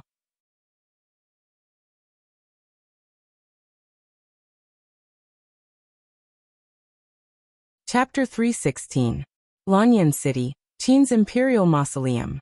Tens of thousands of people worked together to send the remains of the fallen soldiers into the Imperial Mausoleum. The total number of soldiers who died in the Battle of Lanyan City had exceeded 100,000. A huge dark stone tablet was lined up in a row, and the craftsmen were lying on the bamboo ladder, carving the names of the fallen soldiers onto the nation-guarding monument with tinkling sounds. The nation-guarding monument at the front was also the largest. The names of 10,000 imperial warriors were densely carved on it. Her Highness has arrived. A guard shouted. The craftsmen knelt on both sides of the road. Amidst the sound of horse hooves, Qin Yin led Chu Yao, Tang Xiaoxi, Wei Chou, Qin Yan and the others into the Imperial Mausoleum. Everyone dismounted one after another. Qin Yin lifted the tassels on her skirt and walked forward step by step. Looking at the names on the nation-guarding monument, she could not help but burst into tears. Chu Yao also looked up at the names on the nation-guarding monument. Her eyes turned red. Brother. Tang Xiaoxi's nose turned sour. Looking up at Lin Muyu's name, her tears flowed down silently. Wei Chou, Qin Yan, Luo Yu and Fengxi, the 4 generals of the Longdan army camp, quickly knelt on one knee and remained silent to show their remembrance. Under the afterglow of the setting sun, the names on the nation-guarding monument glowed with a golden luster. It was as if it was telling the world the story of the past and those people from the past. Lin Muyu, Chu Huayin, Qin Lei, Chu Chu, Lei Hong, Si Kongfan, Yu Wenxie, Zhuge Yun, Meng Fong, Luo Lai. According to Qin Yin's ranking, Lin Muyu, Chu Huayin and Qin Lei were the top 3. Chu Chu and Lei Hong were the 4th and 5th respectively. Following them were the governor of Five Valleys City, Si Kongfan, and the former protector of the nation, Yu Wenxie, and the others. Among them, the highest-ranking general of the imperial army was Luo Lai, who was ranked as the deputy commander. He was also Feng Jixing's most trusted subordinate. Your Highness. Su Yu stood to the side and helped Qin Yin up. She said softly, "The dead are gone. I believe Lord Yu and Chu Huayin will be watching us from the heavens. They will be gratified to see us reclaim the empire's territory." No. Tang Xiaoxi looked at the nation-guarding monument with determination and said, "Xiao Yin, I feel that Yu is not dead. It's as if he's still by our side. This feeling can't be wrong. Yu is not dead." Qin Yin looked at Tang Xiaoxi in astonishment and said, "Xiaoxi, you also have this feeling?" Me too." Qin Yin silently looked at Lin Muyu's name on the nation-guarding monument and said, "He said he would come back to me, so he definitely wouldn't lie to me." Su Yu helplessly sighed and said, "This is just your wishful thinking. Many people saw that you died in battle. This is an indisputable fact." "Auntie C, don't say any more." Qin Yin pursed her lips and murmured, "I will wait for him. He will come back. It's that simple." Just as she had said to Lin Muyu, "The mountains are long and the rivers are far. We will meet again if we are fated to." But would they really meet again? Ai, silly girl. Su'er shook her head and did not try to persuade her anymore. Year 7731, 20th of June. 1 month after Ling Nantian set out. The battle report came.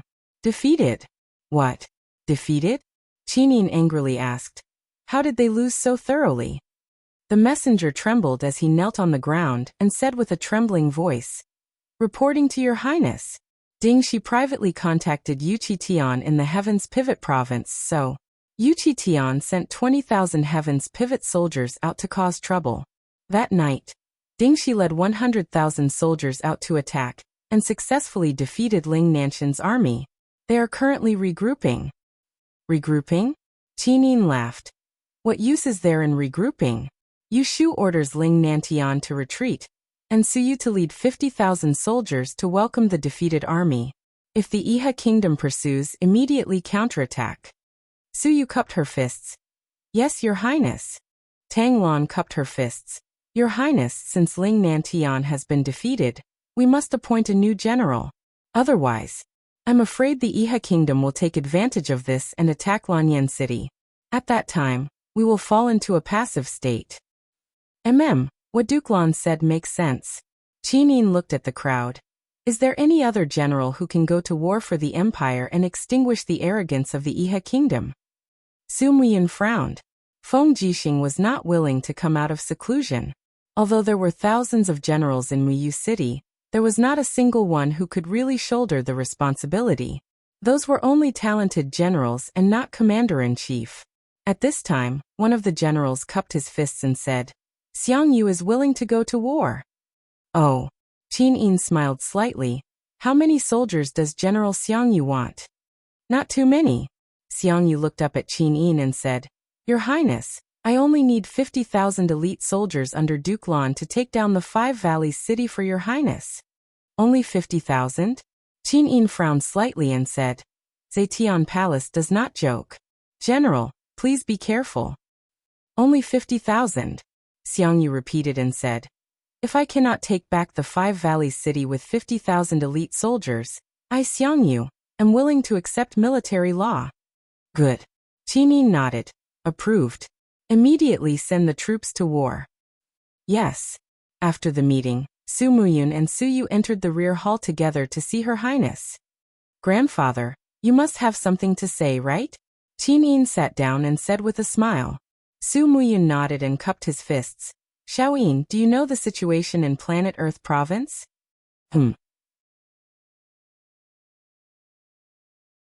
After Xiangyu took over Planet Earth province, he left 3 trusted generals to guard Cold Star City and other important cities. He also recruited soldiers and bought horses on his own in the name of strengthening the empire, but he did not report to the Ministry of War at all. Qinin nodded and said, yes, special times call for special treatment. But in the long run, I'm afraid Tanglan's wings will become more and more plentiful. Now 7 Seas City has another 100,000 new soldiers, and they are intensifying their training. In addition to the 30,000 soldiers they recruited in Planet Earth province, Tanglan's military power is getting stronger and stronger. If this time, Xiangyu goes to war and defeats Yihe Nation, I'm afraid Five Valleys City will also fall into Tanglan's hands. Su Muyun said worriedly. Even the officials we sent to take over Planet Earth province's military power and political power have been taken over. We have to be wary of Tanglan's heart. Qinin said softly. I know, but we can only rely on Dukelan now. If not, who would be willing to help the Qin family get rid of the traitors of Yihe Nation? Su Muyun took in a deep breath and said, most of the 30,000 corpses of the Fire Badger Valley Guard's army have been moved into the country protecting monument. Your Highness, if you have nothing to do in the afternoon, why not follow us out of the city to invite Feng Jixing back to Lanyan City? Feng Jixing. He blames himself too much. If not for Your Highness personally inviting him, I'm afraid he wouldn't be willing to return to Lanyan City. And let's head out now. Okay. It was early summer, and butterflies danced outside Fire Badger Valley. Qinin was wearing a white royal dress and a dark blue cloak, the same color as the imperial military uniform. This time, she brought a total of 5,000 cavalrymen of Muyu City out of the city, in addition to the 500 guards of the Brave Dragon Battalion, so there was no room for error. In addition, there was an additional group of people in the crowd. This group of people was wearing white robes, with the badge of the Imperial Army on their shoulders. In the wilderness, Feng Jixing sat there in a dejected manner. His long hair was scattered and even his beard had grown out. The horse hooves slowly stopped. Qinin got off the horse and stood in front of Feng Jixing. She said softly, General Feng. Qinin, Your Highness. Feng Jixing's body shook. He raised his head and looked at Qinin's beautiful face. He muttered, Your Highness. Is it really Your Highness? If it isn't me, who else can it be? Qinin smiled. She didn't mind that Feng Jixing was covered in mud. She held his arm and said, General Feng, I am here to invite you back to Lanyan City. However, Feng Jixing retracted his hand as if he was electrocuted. He knelt on the ground and took a few steps back. His forehead knocked heavily on the ground several times in a row. In the blink of an eye, his forehead was covered in blood. He said with a trembling voice, Sinner Feng Jixing can no longer return to Lanyan City. Why not? Qinin asked sadly. Feng Jixing's eyes turned red. He said, the 30,000 brothers of the Imperial Guards trusted me, Feng Jixing, and were willing to disarm themselves. However, they were massacred. It's all my fault. I can die 10,000 times. I am a sinner covered in blood. I don't have the face to return to Lanyan City. Your Highness, please grant me death. If I die under Your Highness's sword, Feng Jixing can die in peace. I don't have to suffer anymore. No, you can't die. Qinin looked at him and said, if you die, who will avenge Brother Yu? Who will avenge Lord Chu Huayin? Who will avenge Commander Qin Lei? You can't die. Feng Jixing knelt on the ground and buried his face in the soil. He wailed. At this moment, a group of people wearing the armor of the Imperial Guards walked out from the crowd. Their faces were full of grief. The leader was a bearded man. He slowly knelt on the ground and murmured, General Feng, old Zhang has brought the brothers to see you. Feng Jixing trembled. He raised his head and saw Zhang Wei and the group of imperial guards. He couldn't help but cry, Zhang Wei, it's Zhang Wei. You guys didn't die, you guys didn't die? Although Zhang Wei was a rough man, he still knew how to be loyal. Tears flowed from his eyes as he knelt on the ground and said, Have you forgotten General Feng? Before you left for Mount Tianming, Lord Linmuyu asked you to leave 1,000 of us to defend the city. He was the one who saved the torch of the imperial guards. You that brat. Feng Jixing was inconsolable. He sat on the ground in a sorry state. Tears dripped onto his rotten armor as he murmured, I've let my brothers down, I've let you down, I've let old Chu down. I, Feng Jixing. I'm a sinner, an unforgivable sinner. Qinin looked at him and walked forward again. Her body trembled as she knelt in front of Feng Jixing. She held his arm and said, General Feng, Xiaoyin is now the monarch of the Qin Empire. Now is the time for you to atone for your sins. Follow me back to Lanyan City and lead the troops into battle. You'll become a general of the Qin Empire again. The more Iha Kingdom's traitors you kill, the more you can wash away the bloodstains on you. Are you willing to pledge your loyalty to me, Qinin again? Feng Jixing trembled and slowly knelt down. Feng Jixing is willing to follow your highness for the rest of my life. I'll be loyal to the empire until death. You're tuning in to the Li Mei's Wuxia Whispers YouTube channel. We're so grateful for your support, and don't forget to subscribe to join us on this incredible journey through captivating stories. Your generosity through donations truly makes a world of difference, as it's the primary source of revenue that allows me to expand and enhance this channel for you. Thank you from the bottom of my heart for being a part of this adventure.